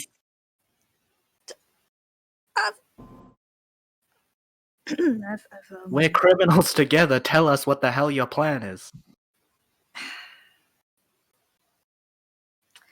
I simply happen to acquire the potential location of some very interesting trinkets. Nothing that you lot would care about. Just stuff someone would parade, show to dinner guests and talk about the that might be stolen. Garrett Oh, kind of things were narrows his eyes. definitely stolen, but not by me. Wait a moment. They wouldn't happen to be the same trinkets that were missing from the train, would they? No, unfortunately. Well, that is certainly something I was thinking about, but the good Mr. Williams does not possess any stolen trinkets of note. That would be uncouth of a judge, would you believe it? All he cares about his appearances. He did give me some very nice chocolate, though. Out of character, Valerie, the job poster that was posted. Yeah. I tell you guys about that. About the fact that Sorry, I was out peeing. What is it? people were hired, more forces to hit up what we're hitting up, and to kill who we're trying to. Well, that's great. Because we're going to be on the other side of them in the black chain. And I don't want to be on the opposite side of the black chain. What was the nature of that job? Is it to procure, to rescue, or is it to take care of? The only people that would know are the people who accept the job. Yeah, I don't think Valerie knows what Katarina told Valerie was very, very baseline. Okay. Valerie would have. It's a message that's like, anybody who's willing to get their hands dirty, meet me at midnight on this night, and I'll tell you about a job that involves. Which that could mean any of the three things that Gareth said. It could be like procuring something. It could be murder. Honestly, with the timing of everything, it's a little too convenient for it to just be a small heist that didn't involve murder. Well, I think it's a. I have my money on something a little more insidious. Look, I'm just telling the lot of you. I am not placing myself between the black chain and anything. The adamantium is no joke. All we have to do is just get the momentum in the position where Jane can safely get Carl out of there. As you see on the floor here, we might not need to fight, at least to a degree that would get anyone severely injured. We could make this more of a heist to our own benefit. I don't like... You mean to say if we stop the caravan before the interception from the other criminals? I like how you think. You'd make a pretty good criminal. Thank you. I learned from the best. Alright, so out of character now. Are we planning to bust Carl ourselves then? You said my plan is actually for busting him out before anything happens. Yep. Do you want to get us the Caravan, on? we have the gear to confuse people and do it as well. Like, okay, so we're accompanying them, right, on demand of Carl as well as by Crispin's approval. So we're accompanying the blockchain. Now, not only are the adamantium mines a death sentence, the caravan is also scheduled to be intercepted by a group of criminals most likely to kill Carl. Right. So what we do is the caravan leaves. We use the tools provided by Katarina, God bless her soul, to kick the shit, quote unquote, out of the Black Chain members. We get Carl out, and we lay down on the ground dramatically, and we pretend to wake up and be like, "Oh no, something happened! How tragic!" Blah blah blah. If we use smoke bombs, one or multiple, drop a few guys, and then drop ourselves, it'll look really confusing. I could How also. strong are those smoke bombs? You also have magic of your own chords. I could also use my. Right. I could also use some of my own abilities to cause a little bit more chaos. I may know a trick or two. Amber, what do you think of the situation? A little suggestion here, a couple of detect thoughts there. Maybe a charm person. Mostly suggestions on my side. Could also get really large animals. I do have some tricks up my sleeve as well. So, like, attack. Said large animals. That's not a bad idea, except we need to make sure that they don't murder us, you know? Can you they do it with wouldn't. the train? Possibly, except I'm unsure of the whereabouts of mammoths. I'd rather not potentially put myself between mammoths and the Black Chain. That's just more trouble. Hey, Gray, how strong is this sleep? Oh. Okay. You think Katarina gave her fucking baby the fucking wheat shit? Fair enough. Boy. how obscuring is the smoke bomb? Like, would we be able to quote unquote drop, like, do like 2 rounds of combat? I have darkness for that. I also have fog cloud that would help. You guys can I also basically have make. burlap sack. You guys I can have make a the choice. battle mat I disappear. do probably have a choice of how bad I want to make the smoke because I have multiple, but I do want to save the other ones in case something goes very wrong. So wait, are we planning on like killing 1 or 2 of them, or just maiming them? I think we should just maim them to make it Okay. seem like it's serious, but also not kill anyone, so it's not that serious. If we injure, if we take advantage from the smoke to injure them, at least to get them prone, and then prone ourselves. Yeah. Yeah. Maybe injure yourselves a little bit, make it look. Right, put some in dirt on you. which getting prone is not necessarily a gameplay term as much as like No, as much as it's just us yeah, laying an on the RP ground, term. being like, Yeah, "Oh that's- no, Well- oh no, I'm hurt. Something If- hit me." If you don't mind, it sounds like you guys I'll actually stab have Gareth to a make it plan seem. that's I'll just on stab Gareth to make execution. it seem more real. Yeah. Yeah, fair, valid. Brookel says that You out don't- loud, you- just like I'll You don't stop. need all. Everyone is just on the floor like theater actresses, and Gareth is on the ground bleeding. Like, oh. Who did that? Garrett just turns and looks at Bruce. He's like, "You don't need all of your fingers, right, dwarf?" She just smiles. She's just like, yeah, sure. Are you gonna let? How am I gonna wear all these I- rings otherwise? Anyways, I should probably. No, go I do let- look. She points at her, I should let 10,000 Jane rings. know of the change then. We definitely should, provided we're going to perform a heist now. Mm-hmm. Are you going to enlist Busta Jane to assist you? Yes. Oh yeah, we're gonna need Yeah. that assistance. Gareth, roll persuasion check for me real quick. Isn't that dangerous for her? Isn't that what we don't want? This is why we have heist equipment. Wait, okay, so we're bringing We her just with have us like to on our cause- side. Yeah. No. Wait. Or No. like Yes. fake on your side, No. like a double agent. We just There's have no to way cause we put enough. her. We just have to like- cause enough panic and confusion where Busta Jane can get Carl out. This is Without literally notice. my plan here is basically a smash and grab. We're not gonna stick around for long. No. Well, I mean, we have to be the victim. Right. Right, and then afterwards we're we outie. But as soon as there's an opening, we're gone. Never The- return. yeah, Off no, to Cape yeah, Coleman. no. Farewell. I mean, yeah, that's bad. Also, remember, Busta Jane already offered she will be the fall woman. She said, like, you can pin But everything. we don't on want me. her to be the fall woman. Is the thing. Do we Well, care? I do Well. as a player. As a player, there's also people on the way. Who knows? Maybe they can be the fall. I feel like we're not giving Jane enough credit. I feel like she Listen, can handle From how this herself. plan is like going and sound, it seems like all we need her for is to smack out a few guys, grab Yeah. Carl, and And book get it. the Mhm. fuck out. Yes. Actually, Yeah. right. Actually, That's it. Sounds good. Garrett's gonna take Umber aside, real quick, Why? and I wanna go to a smaller table real quick, Leave me Okay. if alone. that's okay. Hey! I have to go there manually? I guess so. Oh. Well, sorry. He went to the medium-sized table. You went to the medium-sized table. Do you think I should join them? I'm like the stream side. I feel like I should. Yeah, pop yeah, over. yeah. you should. Yeah, I'm gonna pop over. probably. Hi, If- hey, I'm the what cameraman, if- so I'm gonna follow. Okay, what if Umber took the job, quote unquote, to do the heist thing, but then, like, kind of basically made a signal that will like alert Black Chain / other guards to the assailants' locations before dipping out, so then we can make them the fall people.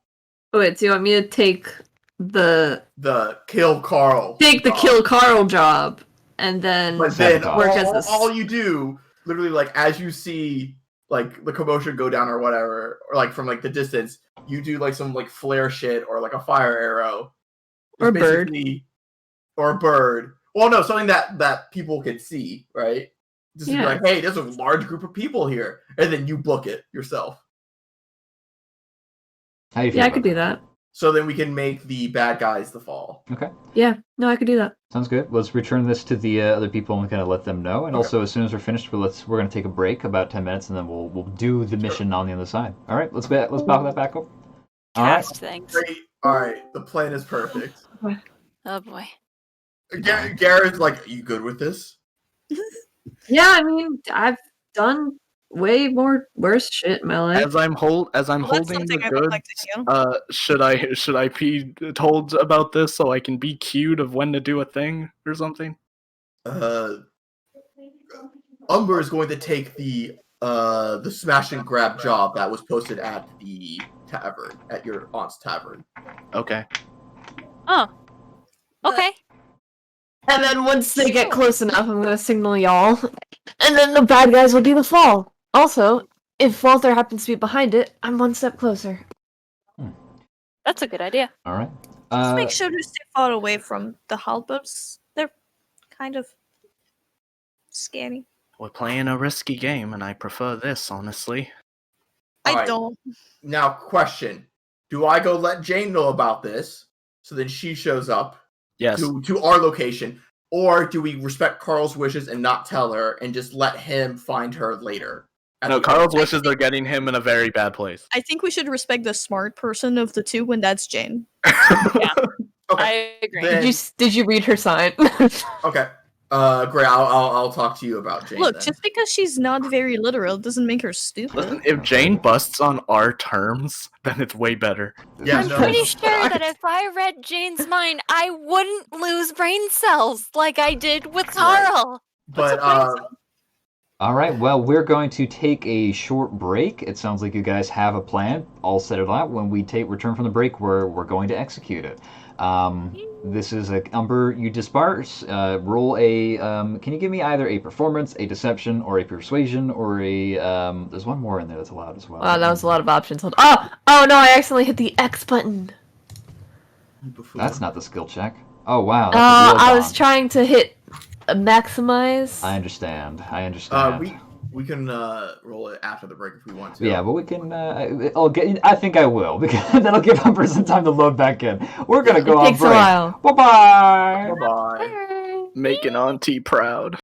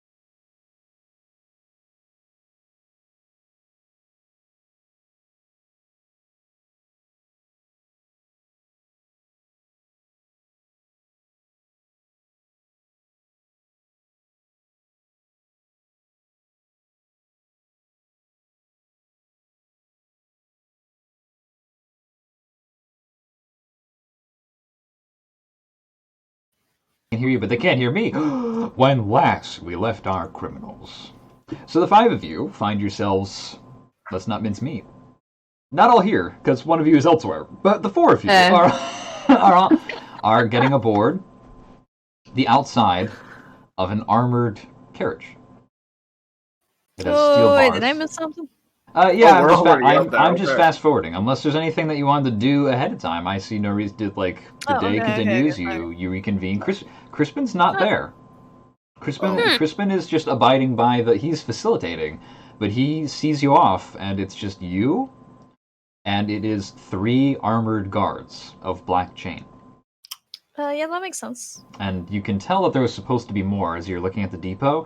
It looked like there was going to be about 7 of them.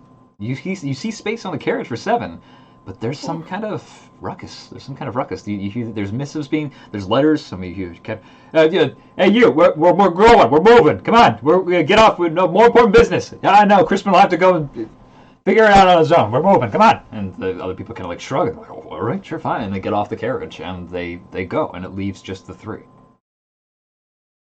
That's fine. We're replacing them, aren't we? Yeah, Thank you, Auntie. Thank you. The one guy kind of turns and looks at you, and it's the same as the front guard gate from before. I think when I see her on again, I'm gonna suck her dick.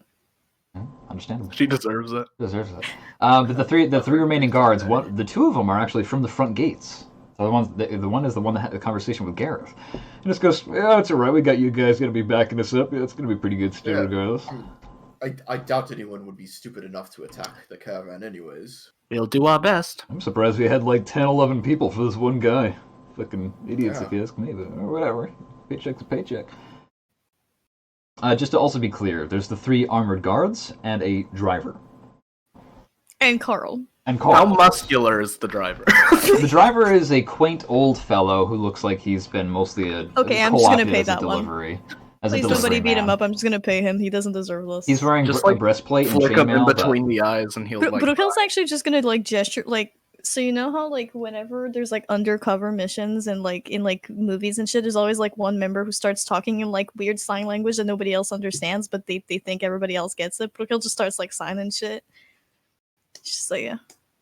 Does vaguely she was like I got the driver covered. He looks at you and just goes, yeah, big old. No, not the other folks, like the gang. Your party. All right. Don't beat him up. He doesn't deserve. He's just a taxi driver. He looks like he's about 55, maybe he's pushing 60, and he's dressed up in armor that doesn't fit him. It looks like they just took a driver and armored him for this mission. It doesn't look like he actually works for the Black Chain, but it looks like he's been around the block a few times. But he continues to. We found the deal. He will mush his mush. That's not really the right word. That's just for the dogs, isn't it? Anyway, it's a 4-horse-drawn carriage, very heavy carriage, and it departs. And the 4 of you are on the back half, kind of just. There's a small platform on the left-hand side, the right-hand side, on the back, and then on the side as well. And then there's the 1 guard sitting beside the driver, shotgun, and then there's 2 flanking on each side of the carriage. And it departs down the road, heading northbound. Umber. You are walking through a dimly lit forest. It's later in the evening. The sunset's kind of upon you, and you find yourself eventually getting to the right part of the forest that you know to go to. The address, if you will. And there you find what appears to be a younger gentleman, a swordsman. He's juggling a few knives. Definitely kind of he looks younger, and he's showing off to the rest of the people. That is 1. How young? Like, does he look younger than Umber? Yes. Nice. So that's 3 and. Is Umber a cougar? No, it means I'm not the weakest link. He kind of waves and just goes, "Oh, you know, my party now." Good to have some of the people." There's another fellow who's a very large but very quiet half-orc man. Okay. Umber's definitely gonna keep tabs on him. And then there's a 3rd member as well, who is just almost head to toe, completely black armor with blue highlights. And yeah, wait a second. So I've got the Azarine, the young guy that playing with knives, because I don't know, agility. I got Gareth too, and then I've got Valerie. Kinda. I mean, yeah, this guy looks even higher full plate metal armor than even Valerie or Gareth. He's very, very high end armor, and it's covered in runes. It's covered in what appears to be very blatantly magical runes. No, I'm using the any of the runes that I saw on what's his name? Score's Score? body. No, this is something of a gruesome design. So do I recognize it? Yeah, you would. They're aggressive. They are magics for cast. It is for casting magic. He might be able to summon fireball by flexing his left pec. Awesome. It looks like every rune Also, is like a. he has like Garrett's spicy handshake gauntlet, but everywhere. Hey, no one else Yeah. knows about that. Who knows? We all do know. The The three- enemy So knows they're- too. I'm so telling they're- them. Tell them. The three of you, the three that kind of look at you and. Handshake gauntlet. Okay, so one of the guards we're walking with is significantly more beef than the other ones. Well, this is Umber, who is This separate is from Umber, you. not us. This is Okay. she comes across a bunch. They look like they're mercenaries. They're assassins. Is what they I look joined the mercenaries like. And Umber's fake joined the mercenaries. on the enemy team. And the one just goes, I didn't count fourth person. You wouldn't have. I just recruited myself. Huh, yeah, if I knew it was that easy to just kind of show up, then that's been a lot less of a hassle. And if you know the right people. Yeah, okay, sure. I'm Jaeger. Elias. Brutus. The armor man doesn't say anything. Umber raises an eyebrow and just goes, Egerson? Turns and Emerald looks at Knight you. Heart. Looks you up and down. Maybe, he says. Umber looks away. He extends a hand. So who are we? Umber praises him, and are there any runes on his hand? Several. It's also an armor. It's an armored glove. It's all. He's head to toe. He's like a medieval Iron Man.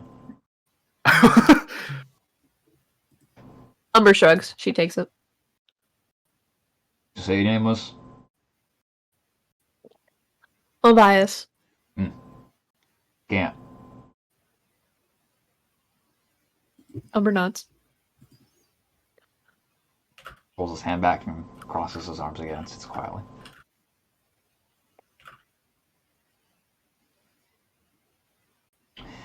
Back on the party members' side, the majority, I suppose is what we'll refer to it as. Valerie is just whistling and like a tune to herself. It is it's about 30 minutes, and you find yourselves just mostly through quiet forest on the northern coast. You hear ocean, but you don't see ocean. Somewhere a bit further still, maybe an acre or two, maybe more. Where's it Am I- hiding? Where is it? Am I positioned I'm gonna move us to the battle inside map. the caravan or outside? Well, I'm gonna pop off to a. I need a new battle map because that one's still Fort Mercer. It's gonna be blinding white for a second. I can't believe you just fucking flashbanged me. There we go. And now I've seen God, and He I has don't think seen I me. can play anymore. it's over. I'm blind. I can't see my equipment that I'm supposed to use. Where's the heist equipment? Nobody type Oh, at me. speaking I'm gonna do a constitution check. Of equipment. Do you disperse that to anyone? Yeah, where's equipment? I think that we can kind of share the equipment if it's easier, but it's I'd rather kind of figure it out. Wait, where's Did you hand it out to anyone? all of the heist Is it- equipment? or is it I think all I'm on actually you? I think I'm actually still holding on to all of it. I mean, Okay, that's so fine. you You guys got- are all together anyway. It's not really too big of a deal. Right, and also like the two of us have like spells to compensate. Well, I think three of us have spells to compensate. It's just Gareth, really. Oh, what a shame, Gareth. We only knew how to cast magic. Crazy. I'm going to decapitate a man. That man's name is Watch Miracle. this magic trick. His head's gone. Can you just decapitate like the lower half of his left arm or something? Do Can I you have do horses? No, I just That's not hold on, what hold on. I don't have any horse icons for this carriage, so instead I'm just going to use cowboys and stretch them out. that? Save a horse, ride a cowboy. I hate this so much. Well, howdy. I'm I'm So quitting. these are our horses. Imagine Miller with I'm his echo quitting. whenever he talks. Well, howdy. I wish I had the voice. Howdy, well, howdy. All right, so the four of you are free to move your icons wherever you like on the carriage. Howdy. And we'll use these. I like That's these. all I can think of. So they're on the sides, on each side. Oh no, we got some Wide Miller. Wait a second, that was not 4. Wait a One's the second. driver. One's the driver. The driver. Yeah, but he's not like he should be different. Okay, that's Miller. I guess it's gonna be another fucking Miller. I hope you're fucking I'll happy. take it. I'll take it. All the horses, well, howdy, in the driver's seat. Well, howdy. Well, hey. What? I'm gonna cry. I Well, like the reins because it makes them look. It's just like the weirdest fucking mustache. It's a good mustache. Alright. I did my best. They were too wide to draw like a proper like pony boy harness on I them. understand. I understand. You did what you can. Where is Carl situated? The target. Here we go. I have a job to do. He's sitting in. Bearing in mind, this is the inside of the carriage, Okay. and there's an DM, outside. can on you- top. Can you send me the Miller PDF? Thanks. I'll work on it. PDF. I'll see what. It's a Or PDF. We say whatever it's it a is. The PowerPoint, the Miller. It's for partner. Darn. PDF. Darn, it's for Good darn luck. partners, Miller. It's for pretty dang good partner. Where's the F? The what? Where's the G? Everybody, get your icons out wherever you'd like to be. If you're It's a in, if PDF, you're- not a PG. also but- be clear. Put some kind of marker on your icon if you are on top of the carriage versus inside of the carriage. No, I'm on the inside. What am I? Some sort of animal? You do whatever you want to do, but you are chained in there with him. The door is locked. Oh, the door's locked. Oh, Yeah, fine. they would have kind of he is expected to be there. They won't stop you, but they'll be a little bit confused by your actions if you want to stay inside with the. I just prisoner, want to the dangerous out of prisoner. character. I just want to go down the hoedown. Am I supposed to like flare signal you guys ahead of time, or am I supposed to wait till they get upon you? Not even upon us. You're just supposed to basically just be like, "Hey, look at these bad guys over here." So this is basically once, in my mind, Jane has come and gone. We want to be close enough that this new group can be like the one who seems to be taking the blame. Basically, if we wake up the guards from the sleep spell or something afterwards and be like, "Yo, look over there." Okay, so Jane's gonna come get Wait, but that Carl, doesn't- and that- then They you guys took are gonna him put and him to went that way. sleep. That doesn't make any sense because if the gang is not like, oh, never mind. It's too late. I mean, I will gladly take a wound on myself. I will stab you. No, you will not. I will stab you. But like, cause sleep spell, goes to the highest HP and then goes down from that, right? It's not gonna take out everyone, unless they cast it multiple times. But for our situation, we can just play it off like that. So then, I can only cast sleep on one guard, though, right? it's an AOE. It's an It's AoE a hit circle. point. Yeah, based. sleep is an AOE spell that goes from the highest HP person to the lowest. Basically, you roll an amount of hit dice that gets affected, and then it How just high is affects. the radius, or how big is it? Pretty Well, fucking big. We're gonna have to bust out the old compendium, I'm afraid. What we got here? Sleep. Like, cause can I roll 20 all feet, three of it's them 20 into that? feet. It's a 20 20-foot feet. radius or a 20-foot diameter? Okay, so 20 feet radius. Choose a point, Yeah. each 20 feet within that. So you remember you can also shoot it like somewhere else and only catch like a few people. Also, you can. Yeah. It's being upcast because it's level 4. So let me which just, is 11 d8s. 11 I'm d8. waiting I for you think I guys can to put actually- them It- asleep. it's 5d8 at level 1, and then every additional level is 2d8 additional. I think I can actually nail all three of them with it. That's depending on their hit dice. And Depends also, on their hit points. and also Carl. I just want to Right. point that out. Yeah. So I'm waiting. It's so fine, I'm his waiting sister for you can guys carry to him. put them asleep, and then. Well, I'm Wait, not we gonna don't- be able we to don't know need whether or not they're Carl- we asleep. don't Okay, need Carl to be, apparently, like awake. Garrison, Umber had their We- time to talk about the plan, and nobody still fucking knows what we're supposed to do. No. here's what's going on. Even if Carl gets hit, we're gonna wake him up immediately because it's not like a deep sleep. You can get woken up. I mean, my job doesn't really. My job is just when the bandits appear, I warn you guys that where we are, where they are. I have nothing to do with how you guys put them to sleep or not. Part of this counts on the bandits because Umber was. I assumed that Umber was under the impression that the bandits will start to like slowly get up and get ready to fight, and that's when Umber will know like, okay, time to sabotage them because they'll know when they're supposed to spring to action. Yeah. And Umber can be like, okay, this is the time to fuck them up somehow. Yeah, and then because I will give you guys time. If the knights wake up, and then you point at like guys who are incoming, and you go, "It's their fault," doesn't that look fucking stupid? They don't know they're incoming. Well, I don't know. So it's the point. It could be the rear guard basically. They get him and then they get out. Keep in mind that smoke bombs and a sleep spell can be casted at quite a far range, so it's confusing as to where that could even come from. Also, when you wake up from sleep, you're disorientated. They're immediately focused on the bandits while Carl and Jane are basically already gone because we don't wake them up until Jane's already like. And this way we also already gone. We really shouldn't wake up Carl. I'm 100% certain that his sister could carry him 10 times. Yeah, no, I'm gonna like a brick shit house. Ezrine, stay at the back of the cart because I'm gonna drop fucking the driver, the guards, Carl. This also helps. Shouldn't someone be ready to drive? Shouldn't someone be ready to drive when the driver doesn't die? But Ezrine's in the cart. The driver's dying? Well, if you're in the cart, you're locked in. The driver's on the outside, sitting on like a little platform just outside the. Inside is a cage. You're in there with Slitty Carl. Slitty Carl's kind of. I never talk about this, but Valerie actually knows how to drive stuff. Oh, she's proficient in land vehicles? Then you can drive. Okay, that solves that. I have no idea. All right. Well, I think Metal's hit the road. I think the time for planning is over. What happens next is Umber rolls a perception check for me, please. You know what I'm doing. Why would you do this to me? Ooh, crazy. Wait, no, wait, hold on a second. I'm in the forest, aren't I? You are in the forest. And that's a wisdom check. It is a wisdom check. My proficiency bonus is doubled if I'm using a skill I'm proficient in. That's still a never mind. That's 5. I'm not proficient in it. That's 5. Here, well, I mean, I'm not proficient. It's just a compare. It's a number. It's a number I'm comparing to.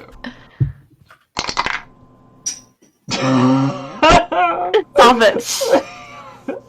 I don't know what that laugh means. It's either my guys are stupid or Umber's stupid. We know Umber's stupid. Umber, you have a 5 perception. You're a little bit sweaty, kind of trying not to be focused. Like, okay, I'm just blending in, a little distracted. You have claws at your side, and you're doing your best to kind of maintain the situation.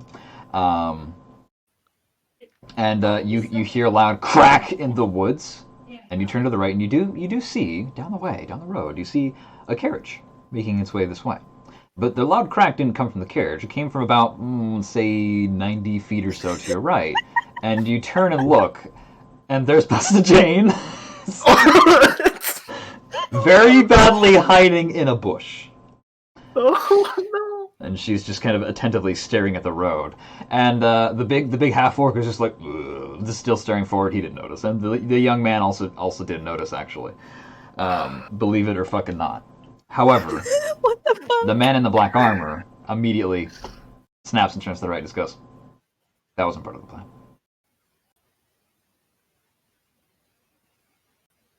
And he stands up from his hideaway.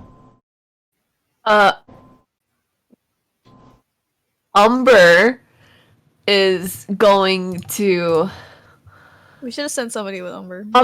No, Umber's got this. Umber just walks over to him, puts a hand on his shoulder, and takes out her bow and goes, I'm a hunter. I've got this. Focus on the plan. If we lose that, we lose anything any reward. He takes a step back and kneels back down in the bush. Umber's going to... yeah, she's gonna fully go into it. She's gonna stealth to Jane with her bow drawn. Okay. You are not seen. You approach behind her and without any noise or anything. And the compatriots kind of watch the way and seem a little bit satisfied that you're going to take care of the issue. And they go back to watching. And the carriage gets closer, and the carriage gets closer. Jane. Umber, what are you waiting for? Or what's your plan? Well, if she's behind Jane, she's gonna. She's gonna like just go say, Jane, it's Umber. She kind of there's a bit of a surprise and a bit of a stern. She turns around and goes, "What?" Ouch. Kind of looks around. What are you doing here? This is part of the plan, but you're not supposed to be in this area. But here's what's gonna happen. You're gonna have to go along with it. When you go to take care of you're gonna go take care of that now, and I have to punch you. Oh. Or you have to at least look beaten up and disheveled. I don't care which one it is. We've been practicing taking punch for years. Alright, this won't hurt them. Probably not, honestly. Roll performance I don't check. think any of I Accidentally knock her out somehow. don't think anyone in this party can hurt Jane. Doubtful. I'm gonna punch Jane. Okay, you punch Jane. Roll a performance check. With advantage, because she's helping you. Oh! 19. You put the bow down and quickly throw your fist out, and you clock her right in the jaw. And she just, like, flies back like 8 feet and boom, bounces off the bark of a tree. It goes scattering across the ground. She sells it. She's like a WWE world-class actor. Wrestler I would supreme. kill for Bustin Jane. And she folds her body around the chair, just goes and hits the ground, and just it's just like they're like struggling to breathe. And she looks up at you with a terrible fight. And you look back down the way, and you see the fellow up before who identified himself as Gant. Kind of, you see him looking down the way, and he kind of shrugs. And the carriage is here. You're at the point of no return. Do I do my thing? Alright, You see Gant stands up, and so do the other two people, and they get ready to do their thing. Alright, Umber, oh, well. Umber, is gonna light one of her arrows on fire, and then shoot it at the grass in front of the cart. Oh shit, okay, you do so. I'm not gonna make you roll, it's kind of easy enough. Holy shit, yeah, it's late harvest season, shit's dry as fuck, it lights up like a goddamn, like it's Christmas at the Griswolds. Alright, Valerie takes that as a signal and drops one smoke bomb at her feet.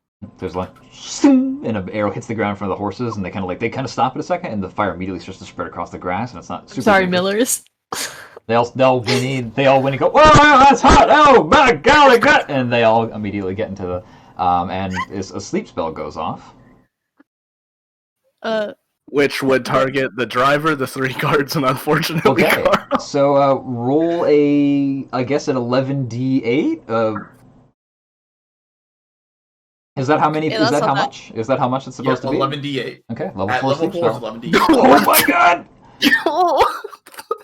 Everybody dies. Everybody, we'll see. Let's see here, Lord. I need to do some numbers real quick. So Carl is just there in the background, and all of a sudden there's just this loud popping sound, and like white mist fills the carriage, and you just hear, oh, it's good stuff, and and it's very, fucking sulfur, Carl. and it's let's see, Yes, I don't it's know. like bacon. I love that shit. I need to get where are my players?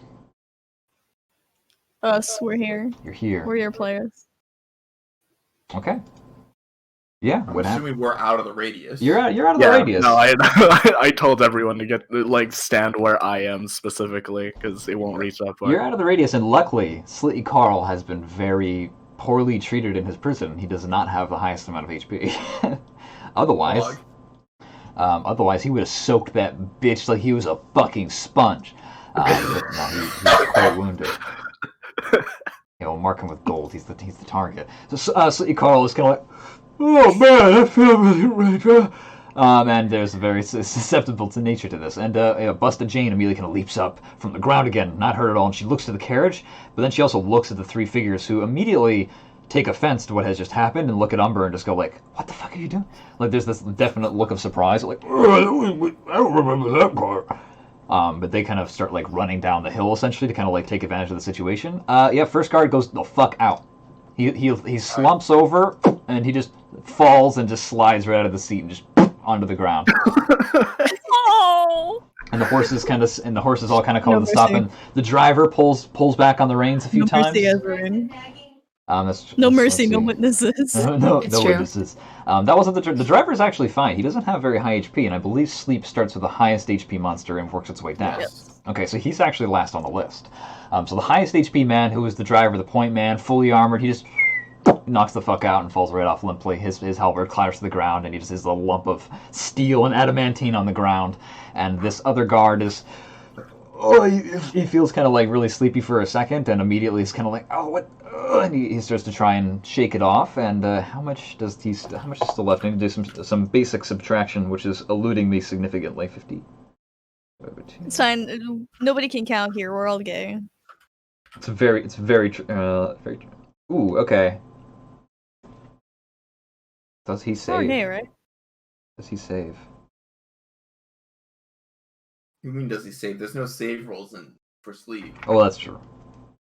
He falls to he's not going to fall asleep. The first one soaks up a lot of the HP, but he gets very drowsy and he's kind of like, oh, what on earth is what's going on? And he sees the fire and he sees the sleep spell and he goes, we're under attack! Captain, wake up! And he goes to wake up the captain. What happens next? We have smoke covering us. Can You we can knock take him out. initiative? Yeah, we're gonna roll initiative after this final. This is the final group of surprise. So one more final thing. Did the smoke bombs go off? Yes, Yeah, I dropped the smoke bomb and then immediately casted sleep after. Ah, I see. So everything is just. Everything is like getting messed up immediately. That covers 20 square feet. So that's yep. The whole carriage is just covered in smoke immediately. And the people were running down the hill for a second. Gant and the Bruce and Jaeger, they all just kind of like stop in a second, seeing like the thing go up in smoke, and they're like, and they seem a bit of taking it back. And that is when we roll initiative. Everyone, make sure we have the turn order first. Don't roll it now. Don't do it. Don't do it. Hold it back. Question: If you roll the do bombs Azrain, Like your token Group, first. and I, do we get our turn around a surprise to like take out homeboy who's about to wake up the captain? Yeah, you guys are. We're gonna have surprise. Surprise is actually a debuff, not a round. So Right. we're gonna follow the Okay. initiative, but when we get to their turns, they will Just be. skips. Got it. They are surprised and it skips. So we're gonna have guard number. We're gonna have guard red, and then we'll have guard blue. I guess I'll put myself over here. Yeah, you are on the very bottom of the screen. Oh my god, you're also. Yeah, you're on the very bottom. Alright, I'll put myself on the very bottom of the screen. There we go. And it doesn't really matter what they roll because they're gonna be bad anyway. But that one guy gets a 12, and that one gets a 5. I made your howdies. Howdy. Well, Yeah, make sure you you're click good on now. them. Don't worry. I don't know what you've done, but I'll accept it in kind. Is everybody on the initiative tracker? Yep. Okay, we're gonna have red on top and we're gonna have blue on the bottom. So we're gonna go in order, and everything is covered in smoke, and everybody's coughing. The captain has just knocked the fuck out. The driver's pulled the horses to a stop. Azrain, it's your turn. You're inside the cage with Sleepy Carl, or are you on top on the roof? I am on the roof, Okay. sitting with my little feeties dangling, Sure. and I am going to. On the horizon, you see 3 men have just wandered down the hill and kind of stopped, and you see Sleepy Carl. She starts to come barreling out of the woods. Bust the chain to Give you. me bust a chain. Oh, bust the jams. In her ethereal mermaid voice. He needs to make a wisdom saving throw, the one that's going to wake up the captain. Oh. And she do that. says, under no circumstances should you wake this man up. You suggest a course of activity, limited to a sentence or 2. Fair enough. Magical influence. Creatures can't be charmed. Or, I mean, he can totally be charmed. Suggestion can be worded in such a manner as to make it. On failed save, it pursues the course of action you described to the best of its ability. The suggested course of action continue for the entire duration, which is up to 8 hours. Well, it's not going to be completed in a shorter time because it's an indefinite amount. The specific additions. Okay, sure. He suddenly kind of stops and he looks down at the ground and he readies his halberd and he kind of looks around at the smoke and he just goes, more important business right now. And he elects not to wake up the man. And he will not for the next 8 hours as long as you maintain concentration. Please make sure you remember that you have concentration right now. Mark your token or what have you. I'll mark it. Okay. Umber, it is your turn. Azreen, do you move or anything? Do you have a bonus action? I don't know what you can do it with. I just want to make sure before I move. We'll use this guy as a. That was an action. I don't think. Okay. You can move, but I can move, but I don't wanna. All right, it is Umber's turn. Umber, you are in the woods, and you are currently being eyed very suspiciously by the Gant. Umber turns to look at Gant, and then shrugs. She has her longbow drawn. All right. That is oops. Descending order, and I gotta go back to. Yeah, I mean, is it my turn? It's your turn. Yeah, it's your turn. I mean, he looks at you. You shrug at him, and then what do you do? Yeah, I mean, if he's not doing anything, Umber's just gonna say, "You guys seem nice. I'm not here to kill you." Okay. What else do you do with your turn? I wonder, do I have anything that I can? I made it small. Don't hit X again. Don't hit X again. Resist the urge. I didn't. Okay. I wanna. How is 30 feet? Get it. Yeah, I'm too far away. That's it. That's my turn. I just want to ready an action to if he attacks me. I want to retaliate. Let go an arrow. Yeah. Okay. He attacks you. Alright, then I let go of that arrow. He looks at you for a second, and then he raises his hand, and then a jewel in his palm glows, and a blue laser arcs across the air and over to you. No, you don't need that. I dealt with one of those before. However, he misses all 3 shots. Hell yeah. it's okay. It was just magical. Let's see if I do. This is your reaction, by the way, so you don't have a reaction. Magic missiles have queuing an action consumes your reaction. But yeah, 3 laser beams just across the ground, and you just dart out of the way, and they just lance through the brush and leave some scorch marks on fire, and you are free to make your attack action in retaliation. All right. Let's see. Okay, I'm going to longbow. Okay. 23. That's a strike. Icy.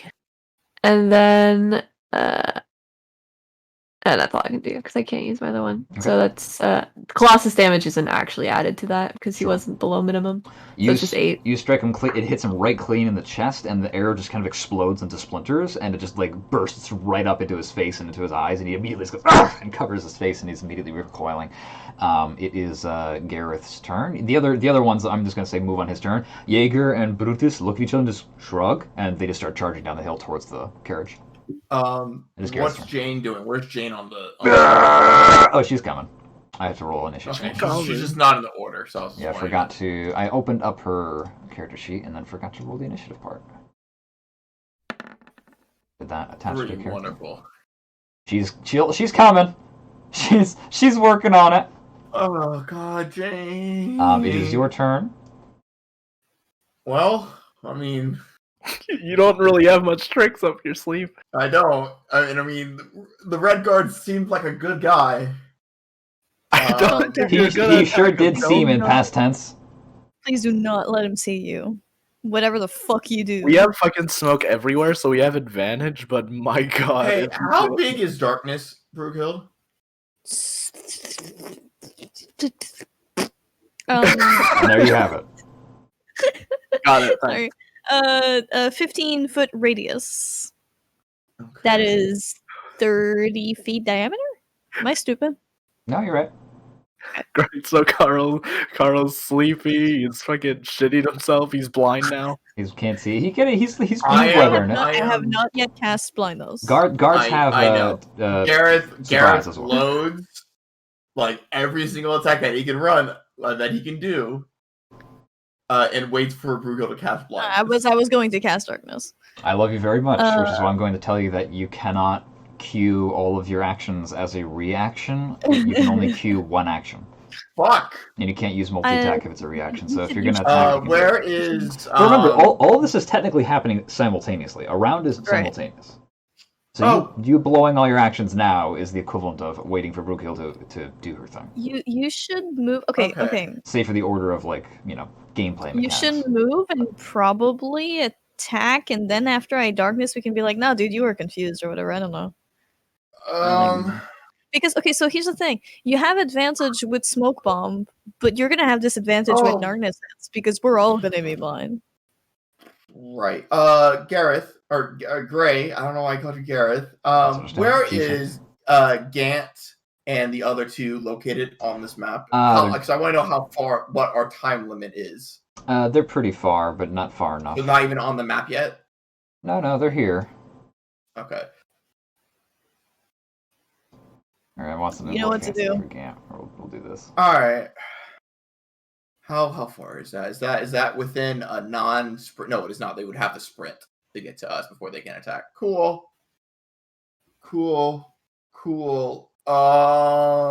Guess what? Baba. Oh, please tell me that's the By the way, there's one extra homebrew rule that I don't know if it has been gone over really quickly, but non-lethal damage is not always on the table, but it's most of the time on the table. However, that's what I'm trying if you crit, it is lethal damage. Okay. Well, I'm not critting. Yeah, I just wanted to let you know. I wanted that on the table for when you're non-lethally trying to take out 5 hit points. What if I crit with my fists? Then you fucking kill them. And they die. Love it. 10 out of 10. Well, I mean, they roll death saving. Anyways, yeah. Okay, that's a hit. Yeah, I mean that you strike through. In the smoke. Mm-hmm. Holy fucking! Oh, I get to re-roll that D6 actually because of great weapon fighting. Hell yeah. When my damage roll is a 1 or a 2, I get to re-roll it. Which that was a actually 1. Both of them were 1s and 2s. You can re-roll both. So I just get to re-roll the whole fucking thing. That's sick. Hey, that's better. That's better. Yeah, this guy kind of like he's like confused because of suggestion real quick, and then there's just a loud. No. Blue guy was suggested. No. The male going to because he was going over. I want to go for blue. Wait. I'll hold person blue. Don't worry. No, because that's not gonna. No, I can get to him. Oh, it doesn't really matter. Red was suggested. They both got to get taken out. So. Well, I mean, these guys are coming from that direction. I understand. Carry on. Yeah, blue is not. Blue's just confused. Blues takes 12. All right, he takes 12 points of damage. I'm not done. Carry on. I'll come back to you when your turn is over and you add up all the damage you do. Okay. You can go get a drink. Fighters have to calculate their own damage. Yeah, I need to be. You have advantage to 22, dealing greatsword. Okay. I will point out that you attacked with 2 different weapons so far. I did realize that. Because I have it, so just add an extra. Yeah, it's the same thing. It's a +1, so that's a 13 instead of a 12. Okay. I get to re-roll both of these. Damn. All right. Yeah. Damn. You got a lot of them. Great weapon fighting. Great weapon fighting. And that's 12, so that is 25 damage total. Okay. So did you just smack his helmet like a gong? Twice. I first went for the legs, and then I just did an overhead, smack the head like a gong. Oh my god, that's like Matt. Dude, he's like throwing up in his fucking helmet. Yeah. Do you have any extra damage you can do with battle maneuvers or anything, or is this the? Oh right! I forgot I had battle maneuvers. It's been a while since we played. I don't. It's been a fucking DM is feeling nice tonight. I mean, he can't. Meanwhile, I'm just like I'm gonna cast Eldritch Blast and then I miss and that's the end of my turn. Where's Fighters be fighters in my book? Fighters be fighters. Yeah, this is the first combat since we've been back for season 2, so I don't mind putting out little pointers as long as you guys don't mind. And even before then, it wasn't Salty doesn't deserve it, and you know that. Salty would not want you to remind him of stuff. He keeps being like, "Please make it as hard on me as possible, Daddy," and you're just like, "Hey, you're forgetting you could do this." It's a good plan. You guys have worked together really well. I want to see it succeed too. I'm gonna shank him. Brooklyn is totally gonna take this occasion to shank Gareth a little bit. Oh yeah, I'll do just the second one and do oops. I just want to point out, I'm not actually an asshole. I'm just an asshole to Salty because I love him. Yeah, I'll just make one of them as a precision attack. So that's just an extra D8, I believe. Extra yeah, D8 one for... D8 for my die. Okay. Just the damage. So Because I already one hit on it. both of these, so that's Okay. 7. So 32 damage. Awesome. Awesome. You He- boom, boom, boom. He turns very slowly around. You hear the vibration of his helmet for a second, and he just thumps onto the ground beside you. Alright, cool. Oh. Did you kill him? No! He's I didn't unconscious. crit. He's unconscious. Okay. It is Brukild's turn. So, like, I was gonna cast Darkness, Um, but there's only one guy left. and we do need him to be So I'm gonna awakened. cast Darkness. But, over there. Uh-oh.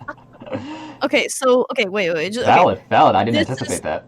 This is That's this Busta. is Busta Jane, That's right? Busta. Right, and That's this is Umber. Obviously, this is Umber, our good friend. Mhm. And this is the other bed. Well, No, wait, is I guess this is Gant, isn't it? No. Gant's the blue. The blue No, this is figure Jin. on the background. This is Jin, my dearest, my beloved. I have 16 feet of range on darkness, so I can cast it over there, and it has 15. Oh, it's a 15-foot radius sphere, so that's 30 feet total. Okay. So I'm gonna cast it here.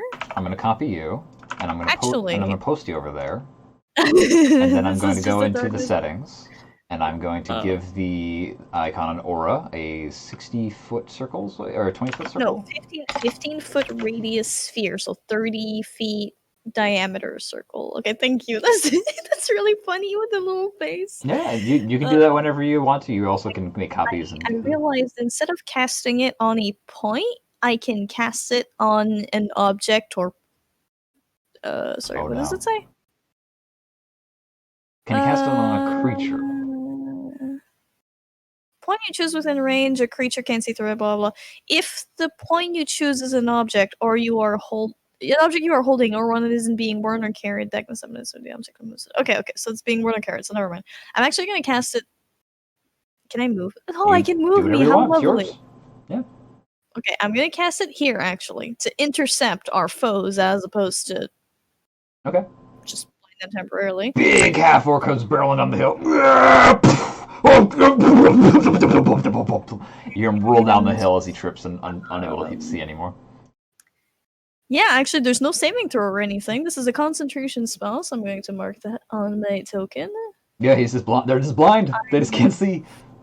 Forgot how to. Okay, it's here. Never mind. Sorry, I haven't used Roll20 in a while. What icon did you pick? That one. That's a good one.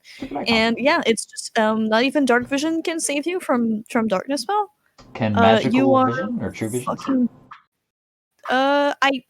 I suppose blind sight could see, right? Okay. Because blind sight implies that you're already blind, so you don't care if there's a darkness spell. Right. Understandable.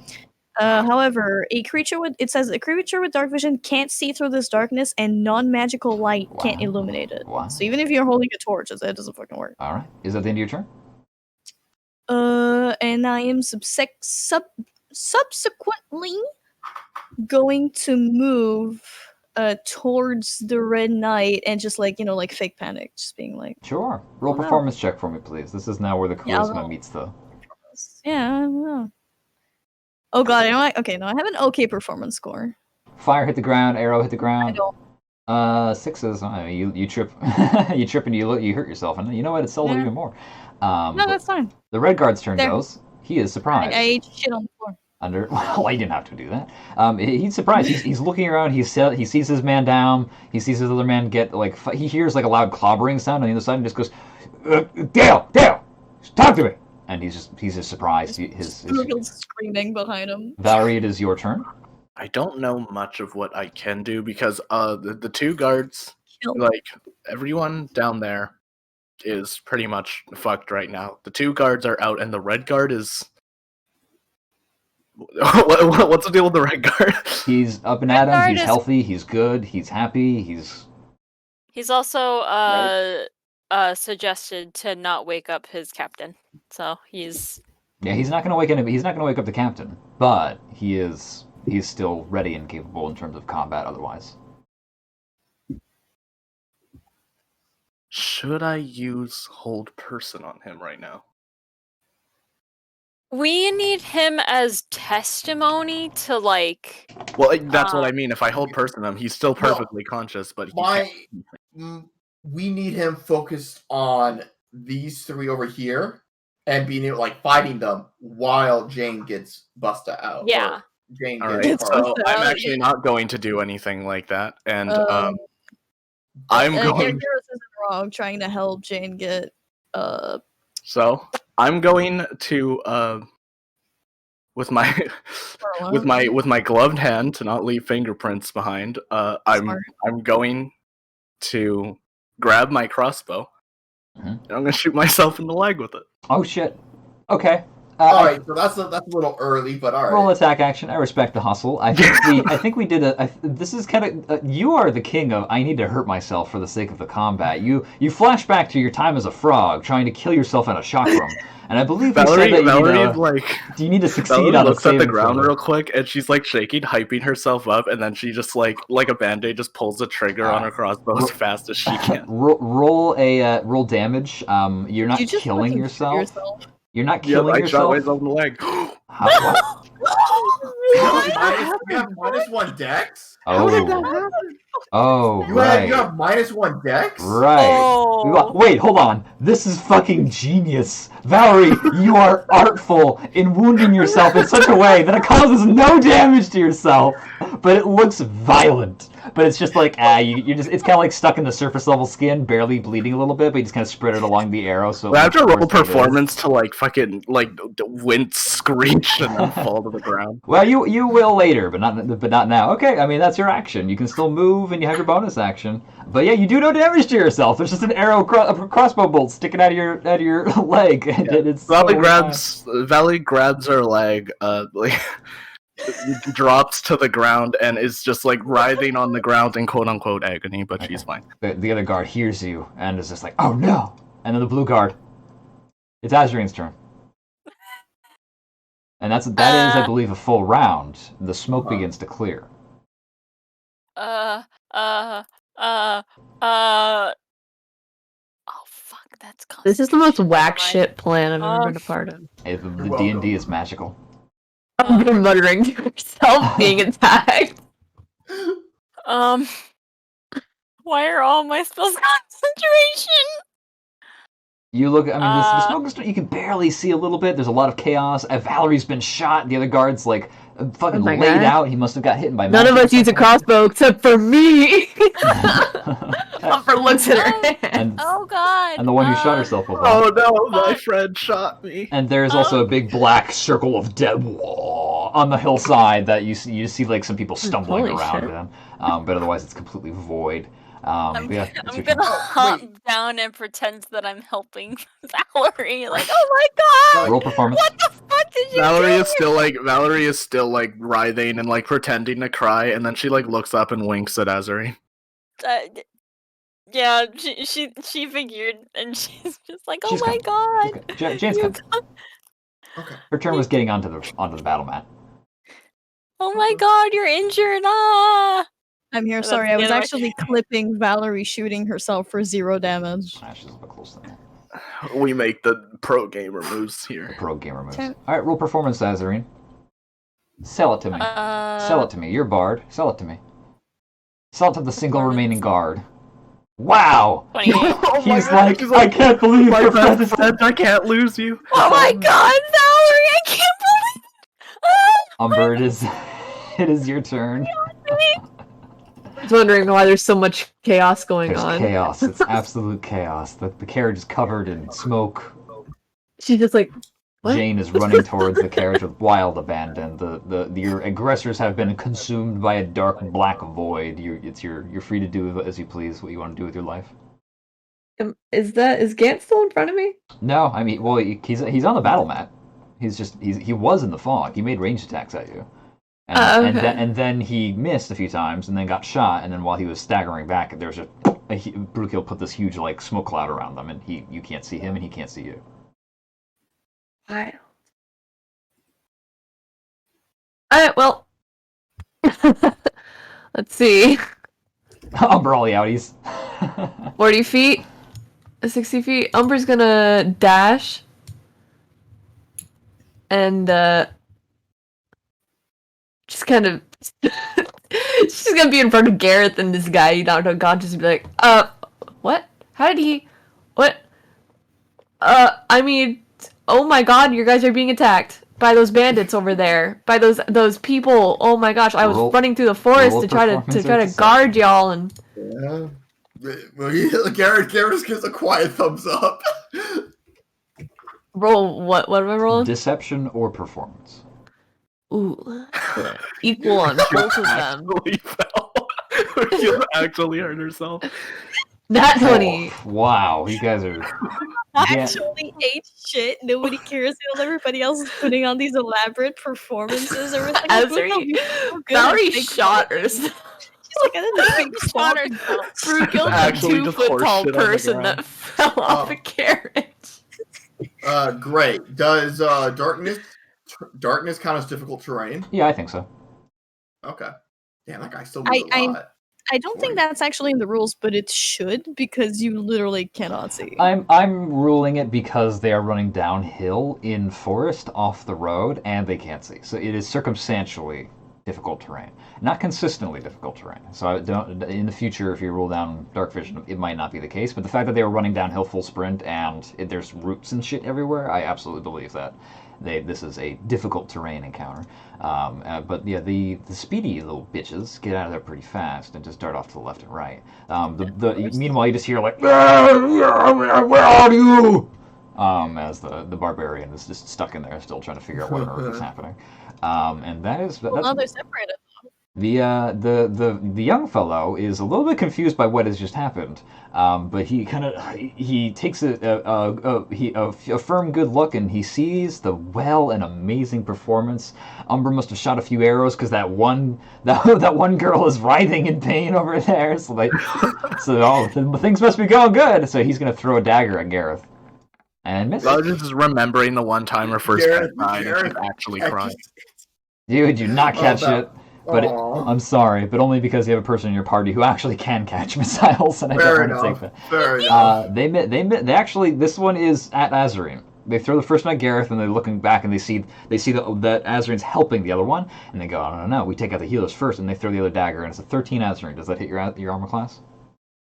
Absolutely not. Okay. Wait, do I have my... Use my reaction to reduce the damage. Okay. Oh. So it does? 10 plus... Well, do you get hit to begin with? My proficiency. Yeah, I mean, No. do you get hit? You don't even get hit? Then No. you don't even reduce Oh, wait, damage. no, I don't get hit. So You're good. I can't use my thingy? Well, My glove of missile snaring? No, I think you're good. I think he throws it your way, and you snatch it in your two fingers as it comes hurtling towards your body. She doesn't even look up. She just catches it in between two fingers, and she's just like, "Do you want this back? Roll intimidation. Or can I keep it? Do you want this bag? Or can I Valerie's keep still it?" crying on the floor. 18. The guy just stares at you, dumbfounded. The 9 that missed me actually just hit the blue guy in the side. Blood starts to pull across the grass. That's the other figure, Gant, kind of looks at what's happening, and he is going to take a few good looks. Sorry, who's who? Can I just have a... Gant is this guy. Gant is the blue Gant armored is individual. blue, okay. And I see. the fast and roguish archetype is the unmarked fellow to the north. And then the... Bustin Jane's on it. Yeah, the barbarian's stuck in there. He's probably going to be in there for the rest of his life. He's not getting out of there anytime soon. Until darkness wears off, and he's like, damn, nighttime was quick. Nighttime fast. Gant lifts up both of his hands and points them at the carriage, and he drops Fireball. Of course. Sorry, fireball? Like fireball? Uh-oh. Well, he did say he could cast Fireball with a flex of his muscles, remember? Look, just I don't because... think Dre would lie to you? Oopsies. Yeah. Yeah, I mean, yeah, but...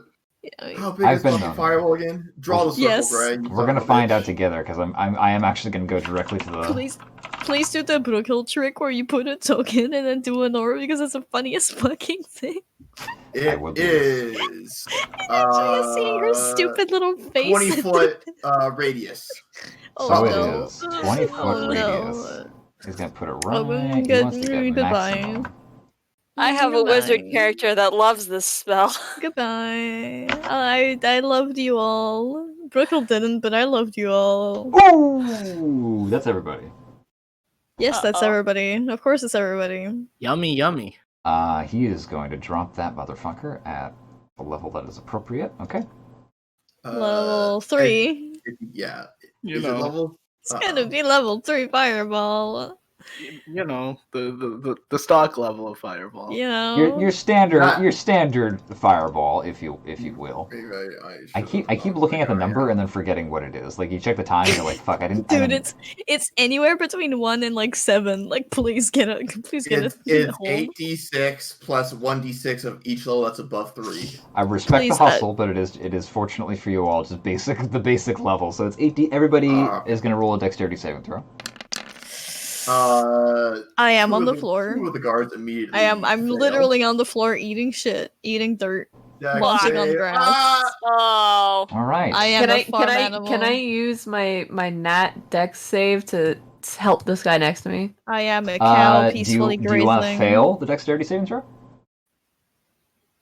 Umber? That's a serious question. Will it save the guy next to me? Yes. Yes. Okay, you take 34 points of fire damage. Oh, You are so fucking stupid. Actually, she takes half of that because she's a tiefling, but she's still I fucking do. I stupid. take half of that because I'm a tiefling. Damn, you're a genius. All right, fair. Everybody who rolled 15 or lower, you take 34 points of fire damage. So everyone, cool. Goodbye. Everybody I takes need a 34 points of fire calculator. damage. Oh, I don't need a God. calculator. I'm fucking dumb. Brookhill eats shit and then just catches on fire. I'm in the single digits. I was a cow peacefully Oh, grazing on the no, grass, I have- and now I am a steak peacefully grazing on the grass. was it 34 damage we took? 34 points of fire damage. I should roll Constitution to see if I should roll something to Yeah. concentration. Darkness drops because Brookhill goes unconscious. I also have a reaction, Ugh. which is Hellish Rebuke, Ooh, spicy. and I cast it at level 2. I would actually have survived if I had armor of Agathos up, but I'm stupid. Wait, can I cast that at level Next 2? No, I cast it at level 1. All right, so everybody taking their damage. So he takes 15 fire damage. Well, if Never he mind, I fails died on even with he armor. fails. If he fails. He fails. So he takes I'm 15 fire looking damage. up Wow, holy shit! Hold on. You kicked this. Umber single-handedly kicked the shit out of Gant with a Deadeye arrow and then immediate hell. 15 points of fire damage. Oh my god. Yes. Wow. Yeah, he just fireballs, and then out of the darkness, there's just your glowing eyes, and just ting, there's a shine, and he just bursts into flames himself. I am the alpha Aegis. DC equals 10 or half damage you take. I rolled a 10. You Whichever fail is your higher, so constitution. I fail, so he's no longer suggested. That's very true. I think we have bigger problems than that. Yeah, I mean that's fine. We have death but- we have death knocking on our door now. Yeah. Hi, I'm death. I mean dead. Same difference. Both. You see the barbarian was swinging his axe and going, and then the darkness, and then he'll move on his turn. Hey, does the fireball destroy any part of the carriage? Oh no, this thing is made of steel. Yeah, This thing's alright, ready to well. go. But The driver's Busted sitting on an Jane, extremely hot seat. Oh yeah, is the driver just dead? he is at 0 HP. Yes. Oh God. Look, that's not our problem. I don't care He's not anymore. dead. He's making death saving throws the same way Brookhill does. I don't care about the driver anymore. Busted, If he dies, Busted Jane comes busting through. And she desperately just like grabs onto the iron bars of the carriage. it's And fine. she You can just come back and starts pick me up squeezing. later. She just goes, "Ugh," and her muscles flex, and you can see that she's wearing full armor now. She's not just wearing her civilian clothing. She's wearing what appears to be black steel armor underneath her ponchos. And she's just pulling the bars as hard as she possibly can. Slitty Carl took a lot of damage, but he's still up. And he gets on the other side of the bar, and he's like, "What are you doing here?" And Bustin Jane just stares at him. And Slitty Carl goes, "I understand." And they both start pulling on the bars together. How emotional and lovely. Good thing I'm not here to see it. I would cry. But I'm not here to see it because I'm dead. They're not here. No, you're dying. There's a difference. Oh, they are succeeding. They immediately start pulling open the bars, and it is almost... The hinges start to squeak and tear and pull. That is the end of their turn. Gareth, it is your turn. Okay. The two other black chain guys, they are alive. Well, the one wakes up because he just took a shit ton of fire damage. Right, and this guy's also okay too. He is still up, but severely wounded. Okay, cool. Gareth will pat Jane on the shoulder and then immediately run back a bit to over here, and will signal to the captain and the other guard, and say, "It's an ambush. We've been attacked with a fire bullet. We need to bring all the men to the front. Attack." What does Gant look like again? Gant? Human. Looks like a human. Armored humanoid. What's the arm like? How would I describe the armor? Oh, Blue. black and blue armored individual. He's the only one wearing armor of the aggressors. So. Okay. Rune Knight, I guess. With that, yeah. The Rune Knight is our greatest priority, and Gareth kind of like turns around and points towards Gant off in the distance. Okay. And then immediately uses my turn to stabilize the driver. Please make a medicine check. Thanks. I love you too. Hey, I am playing the role right now. This role's pretty accurate to to how we usually are. I think that's a success. I think 10 is on the... Is muted to beat it? I think it's muted to beat it. Yeah. Because I'm not trying to like get him back conscious, but... No, he's just stabilized. He doesn't have to make death saving throws. Yeah, like patting him out a little bit, you know. Yeah, he's not awake. He's unconscious still, but he doesn't make... He's unconscious and he needs medical attention, but he is not making turn of being unconscious to astral project and flip Gareth the bird. Yeah. Flip Gareth the bird. And Gareth kind of immediately like takes like part of the cloak that he has on and immediately kind of like, you know, after patting down the driver, kind of wraps him in the cloak and kind of puts him, like tucks him away a bit so he's not like in any immediate danger. Okay. And then immediately kind of turns around to face the attackers. Okay. Killed, please make a death saving throw. To be fair, I don't know you're down because you're kind of. Is it this one? You just click on the thing. Yeah, it's that one. Okay. You have one failure, but I have pretty high confidence that you're still going to make it out. You're okay. No, that's okay. I would love to die with my face first in the shit from being fireballed by a random guy who has absolutely no plot significance at all. This is the way that it's God intended. The red guard is gonna roll over to you, and he's gonna try and make a medical check to stabilize you. The also screaming that I she forgot needs help? that he doesn't know. No. You've done nothing but good things. He's like, oh no! He turns around and immediately starts. Exactly. He spins you over. He cuts out the fire. I actually saved myself by falling off the carriage because if I had just regularly failed my persuasion throw, I would have been like, wait, what? Just imagine if I get Brooke falling off the top of the carriage and just bleh. He rolls a 12 and you're stabilized. You're at 0 HP and you're unconscious, but you don't have to make any death saving throws. Poggers. Yeah, he's like, oh no! He turns around, the dwarf, and immediately he takes off his coat and he like pats out the fire, and then he just kind of turns you over and just goes, 1, 2, 3. That character did, except it's an NPC. I'm gonna marry that man.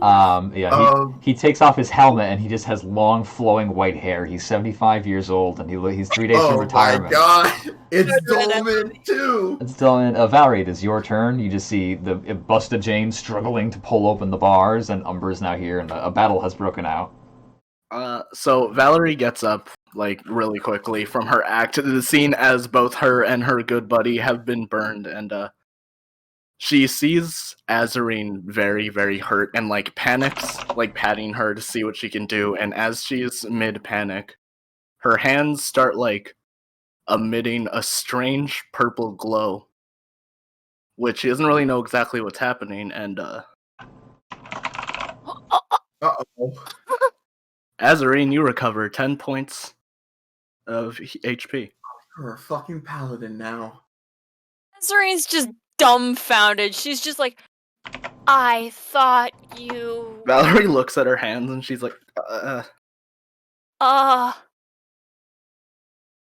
We'll discuss this at some other point in time. Sure, because I don't know what's happening either. Oh boy. Is that your action or bonus action?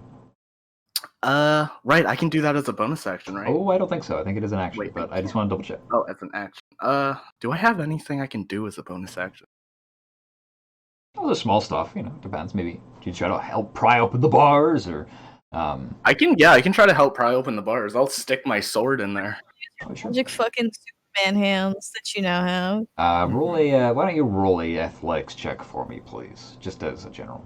You're not going to do an amazing job because you use your action to heal, but bonus action you quickly destroy your body. I stick my longsword in between the bars and just use it as like leverage. Sure. Roll on. Oh my god. Okay. Well. Holy what? Plus what?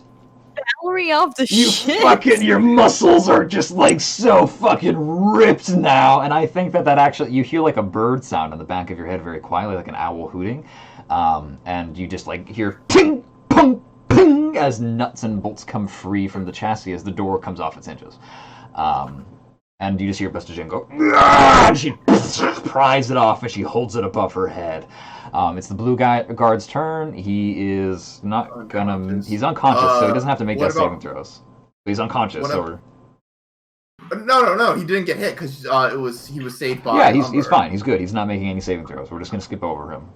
He's all the set. captain had a 12, so would he be able to move that turn that the guard also moved? No, we'll get him on another way around. He's just waking up. He's trying to figure out what's happening. He's surprised regardless, so he won't be able to move until the next turn. However, Slitty Call and Bustin Jane. And so Valerie just ping, and the bolt goes wide, and the hinges come busting off their hinges. And Slitty Call pushes forward as Bustin Jane pulls off and then just lifts the door off its hinges, and she turns around and just and throws it like a frisbee as hard as she possibly can, and it just careens directly into the barbarian's chest.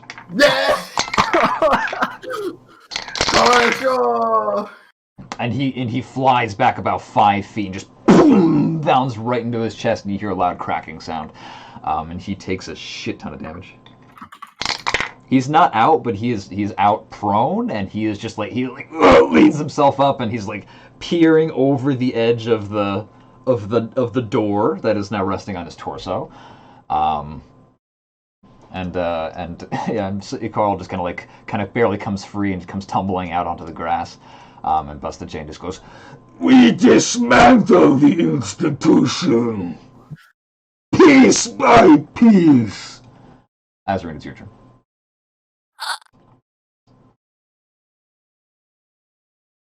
Azarine, Valerie coughs up blood. with her gay awakening,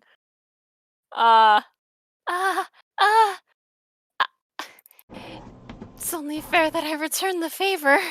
Please. You know just for a toucher, don't you, Valerie? You give Valerie a woman's touch. Gentle caress of the cheek. Exceedingly gay. I'd like to take a moment to remind everyone that Azarine is not straight. Not anymore. 13 points of healing damage to Valerie. Yes. And that's your bonus action, I believe. What is that? Cure wounds is An action. Cure wounds is a regular action, isn't it? Wait. Because I think it's healing Wait. word is the bonus action. Wait. I think cure wounds is the action. Cure wounds heals more though, so it's still valid. It does heal more. But maybe you have I am significantly. I okay. had a thing that I completely forgot about, but that's okay. While attuned to the red charm, I am resistant to fire damage.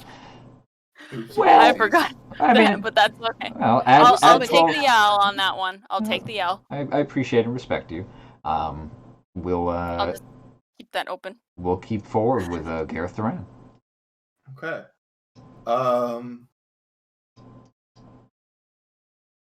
It looks like Bustin, Jane, and Sleekar, by the way, are going to flee. Okay, good. Yeah, no, Gareth, like, as he kind of rounds this corner, kind of just motions to Jane to get, right? Because the captain can't see me motion to them. But I'm going to continue moving, walk over Homeboy, take his nice-looking spear. Oh, no, wait, it's going to self-destruct, doesn't it? Fuck. All right, well, I'm not going to take the spear. You remember just in time. I was about to make you roll a wisdom saving throw. Yep. He goes for it, he's like, I can't, fuck. And then just continues to run up. How far can I move? I can move 30. Yeah, okay, cool. Garrett goes right here, but as he's running, kind of readies his sword and then attacks with a lunging attack, which allows me to move an extra 5 feet in the attack. Weird. Okay, I did not know that. I mean, like it's basically a stinger. I'm just doing a stinger. Yeah. I see. And it's let me read the full thing. Let's see, where's it? Lunging attack. When you make a melee weapon attack on your turn, you can spend one superiority die to decrease your reach of that weapon by 5 feet. All right. You hit, add the superiority die to your attacking roll or to your damage roll. So I'm going for Homeboy. And so I'm gonna Hachimama. Oh no! Yeah, sorry. Technically, this is a critical. you knock yourself prone. Technically, it's lethally missing. You knock yourself. No. I occasionally do abide by. I do. Sometimes I abide by fumbles, but not today. Oh, right. You just miss. Yeah, so, I mean, like, I still kind of ready that stinger and I kind of lunge for it, but, I mean, I don't know, what weapon does he even have?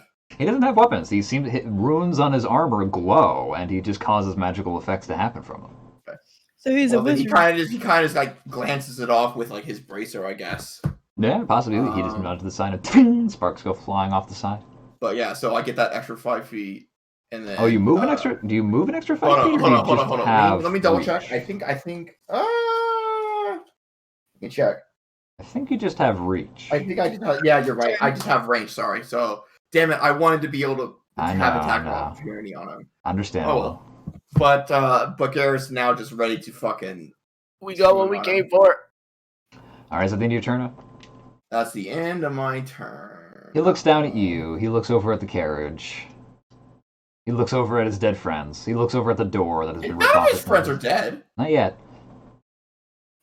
He sees the Friends is a light term. The guards are starting to get up again, and he kind of is gonna make a yeah. Or not. Sorry, big guy. Payout's not worth this much hassle. And the runes on his legs start to glow a light blue, and he runs away. He flies. He flies. I can't get the fuck out. What? I'm sorry? He flies. He's surrounded by small sigils underneath his hands and feet and circled around his waist. He's actually Iron Man. He floats up into the sky and backwards away from you, and he flies away. He flies how into far? the woods. Well, how far does fly let you go? I don't fucking know. Like 60 feet. Very far. He flies into the woods, and you can't make contact, so I'm afraid you don't really have any way of seeing. No. What's your passive perception? Passive perception, 13. I'm really just yelling at Umber to bring him down. It is her turn next, but I don't know if she's gonna be able to hit that. Ooh, no, he really all-outs. He sprints in the air. Yeah, he goes fast. He goes fast. He takes off very quickly. I like to imagine it's like in Morrowind where your model is still just like running really, really fast, but like floating. Floating in the air. Yeah, the ground around the grass a horse ripples. taped to its foot. There's a force of air like against your body as he takes off into the air, and it's of significant speed. And that is his turn. He leaves the rest for dead. The other guy just pushes the door off of him. and sees that Gan has fled, and he kind of turns and just goes, Don't make me chase you, please. He looks up and down. Don't tell me what to do. And he approaches you and makes an attack. Oh, thank God. Oh my God, he gets an 18. 18, that's a muted to beat it unless... Less? Hold up. You want to say something about that, Bard? I'm gonna kill you, and then I'm gonna kill everybody else. Don't I? I'm already dead, don't hit me. I'm just a little birthday boy. I'm gonna kill little birthday boy next. Okay, yeah, no, I can't make it fail unless if one of the bards does something. I mean, the one bard does something, because now we have a fucking paladin. She can't do anything. She's a sword bard. Sorry, Sword Chief. bard, so unfortunately I can do nothing. All right. Unfortunate. For now. For now. You take 13 points of slashing damage. Ow. Alright. Ow. The other... Yeah, bitch, ow. I'm still up. I'm still standing after all this time. Anyways, no, I'm still up. Okay. Wait, you're sonic more? damage from that. Wait a second. Umber, you get a dagger thrown your way, and it's a critical hit. Oh. Ooh. Oh no, spicy. So it's gonna be 2 of these bad boys. Hello. Damn, dude, since when do you roll not in front of our faces? I know. It's faster, and that's where It is faster. That is true. time is of the essence, unfortunately. There we go. Just a little extra bad boy for you. You take 11 points of piercing damage, Umber. I'm alive. Okay. Garrett, Nice, cool for you. Yeah. here, just for you, we're gonna add 5 to this.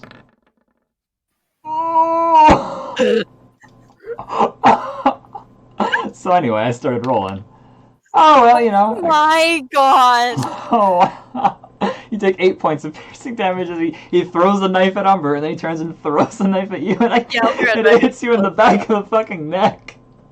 Oh yeah, no, that's restless endurance. Yeah, you and sticks straight through, and you just reach up and just but you're good though. That's also Orcus Fury. Oh god, what is this? I can hit the fucking barbarian. Oh my god. I can add a dagger to my inventory. Oh yeah, add a dagger From a while ago. I completely forgot thanks I for coming caught to it. our range, buddy. Well, he came in the Appreciate range. it. He came in the range. Thanks, buddy. I appreciate it. Oh boy. Oh boy. I can't believe that I accidentally said. I didn't even know you had this ability. This is what killed the necromancer. Remember? Oh god, it's all flooding back like a bad dream. Roll damage, you motherfucker. That's 12. Okay, yeah, you pull the knife out of your fucking neck and then you And then I stick it in the barbarian. You stick it in the barbarian and he just doubles over and fucking dies. having taken about 24 points of bludgeoning damage from a door. And Garrett just points at the rogue. Who's next? You. Oh god, it's Umber's turn. The bad guys throw that having almost killed piece of themselves. metal at me. Umber, you've been stabbed by a dagger. Yeah, hurt, bitch.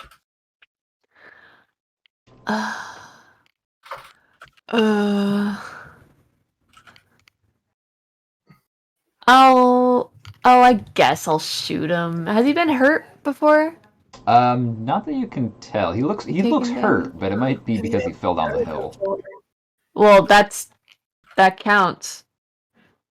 If he's not at max hit points, it counts. That is true. Yeah, you get Colossus. Oh, that's not. Don't look at that. This is the actual attack. That hits. So it's 13. Oof! Wow! Yeah, that stabs clean into his abdomen, and he's just like, oh, and he just doubles over in pain. Is that the end of Go your turn? home, kid. Ooh! All right, roll an intimidation check with advantage.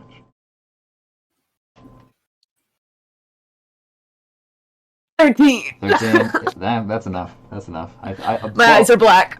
12 and above, scary tiefling person that turned out to be the traitor of this internal party, sabotage from the get-go. Yeah, he turns around. He's gonna turn tail. He's off the board. I'm not gonna follow him after that. He'll just use the rest of his attempts to flee. That's the end of your turn, number? Yeah. Brutal killed? I guess. They're just kind of fine. They're laying on the floor. The grass is very tasty.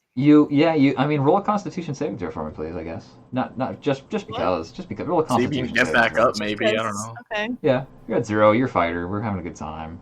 I think that what happens is, your eyes slowly open, and you just smell burnt and char, and you're just in the arms of a very tall elvish man, long white hair draping down his shoulders, and you're held gently by this knight in his arms. So good. And he just stares down at you. You are conscious with 1 HP. Hello there. Hello. I'm glad there's still hope for you yet. We need to get you to a medic. Yes. I feel fine. You are wounded. It is the duty of a knight to serve the people. We need to get you to the carriage. It's just dragging you back onto the. Your turn. I'll give you your turn. The tide of battle has turned in your favor. Brughild uses her turn to dramatically put a hand to her forehead. Very dramatic. The captain turns around.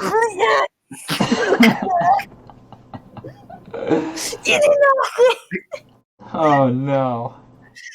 The captain turns around and is very confused, having just went to sleep and woken up and everything's on fire.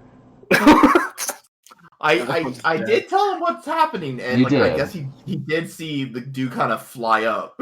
He did. He'll what would he do? Believe us. I mean, he does. He seems us. to believe you.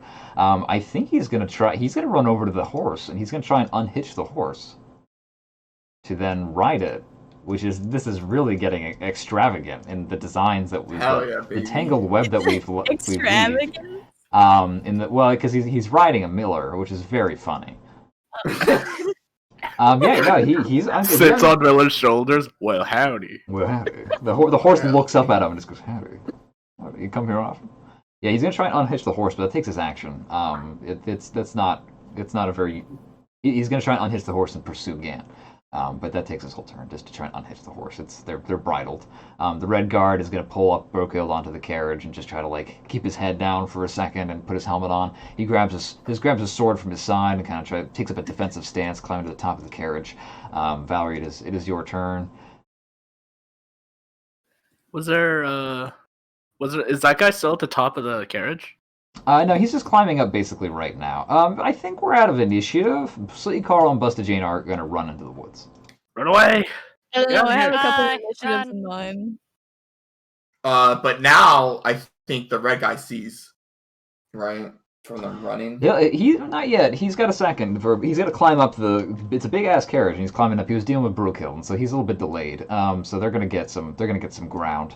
Do you guys have any kind of extra things that you guys do in this section? He takes his. Valerie is standing up, crossing her arms, perfectly fine, and she looks down at her leg and still sees the arrow in it, and it just instantly falls back to the ground again.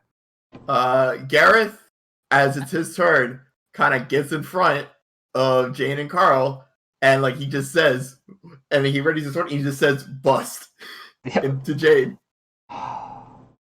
You're gonna get it, man. You're gonna get it. Thank you. And it's beautiful. Thank you. Oh. I made a character sheet for Slitty Carl and Busted Jane. And no. and she looks at you and nods once, and Slitty Carl gives you a thumbs up in front of his chest, and he gives it to you.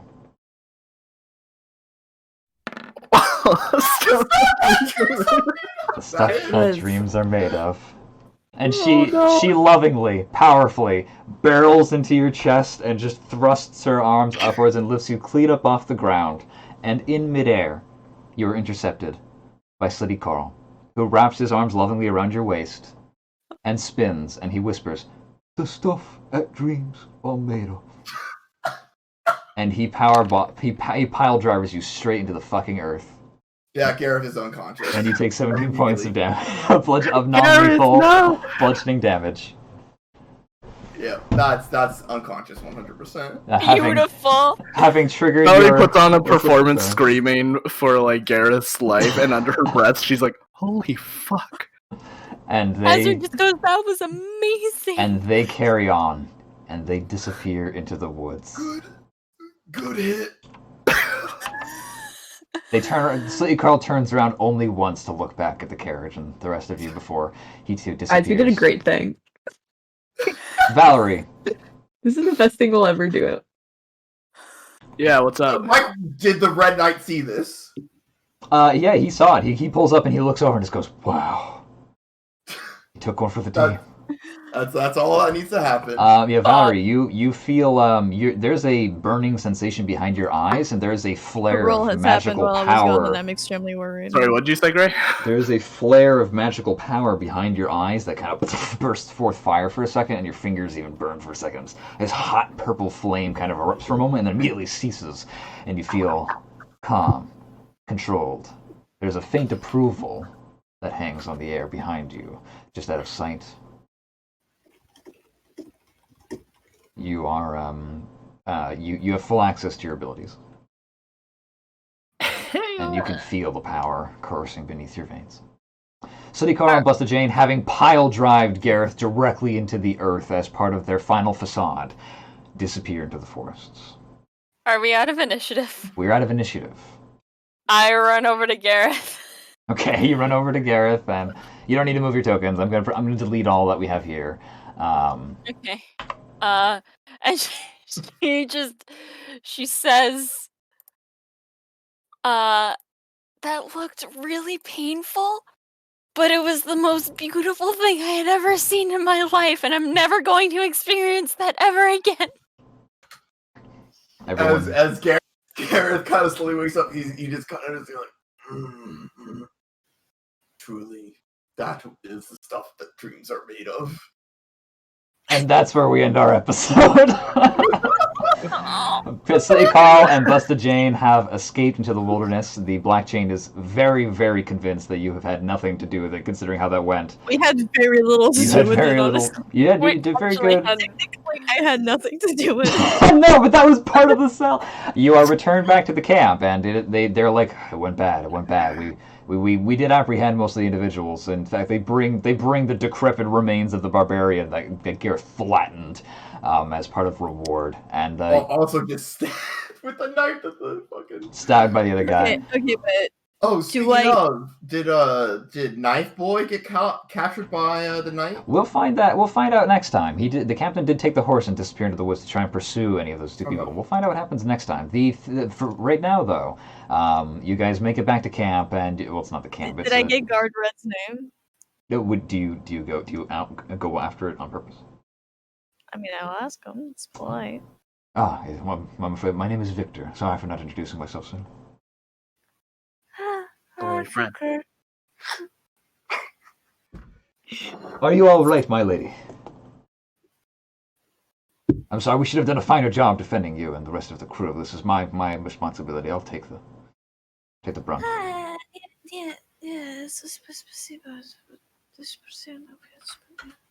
She's delirious. We need to get her water. Oh, it's like Valerie all over again. Valerie, as you all sit around kind of at the depot, kind of getting debriefed. Crispin's there, and you can tell he's kind of... There's still an arrow in my leg, There's an arrow in your leg. Here, you are sitting in... There's a meme of like a dad sitting with like an arrow stuck in like his leg or something, and the kid's like sitting next to him with like the bow and arrow. Except it's just you. It's just a smaller... No. It's you and also you. It's you and also you. But you're standing there. The officers probably told me not to pull it out, and they're really worried about me, and Val's just like, it doesn't... Whatever. Yeah, that's fine. Off in the distance, you look out into the forest. And there's a small bird on a branch, and you don't really see. It looks like an owl. And it's dark and it's black, and it immediately flutters away, disappearing into the wood, the shade, leaving behind just a few black feathers. Valerie just like quietly waves it off. And we are going to stop here. I'm going to end it out, and we're going to say goodbye, bye, everybody, bye, bye. Bye.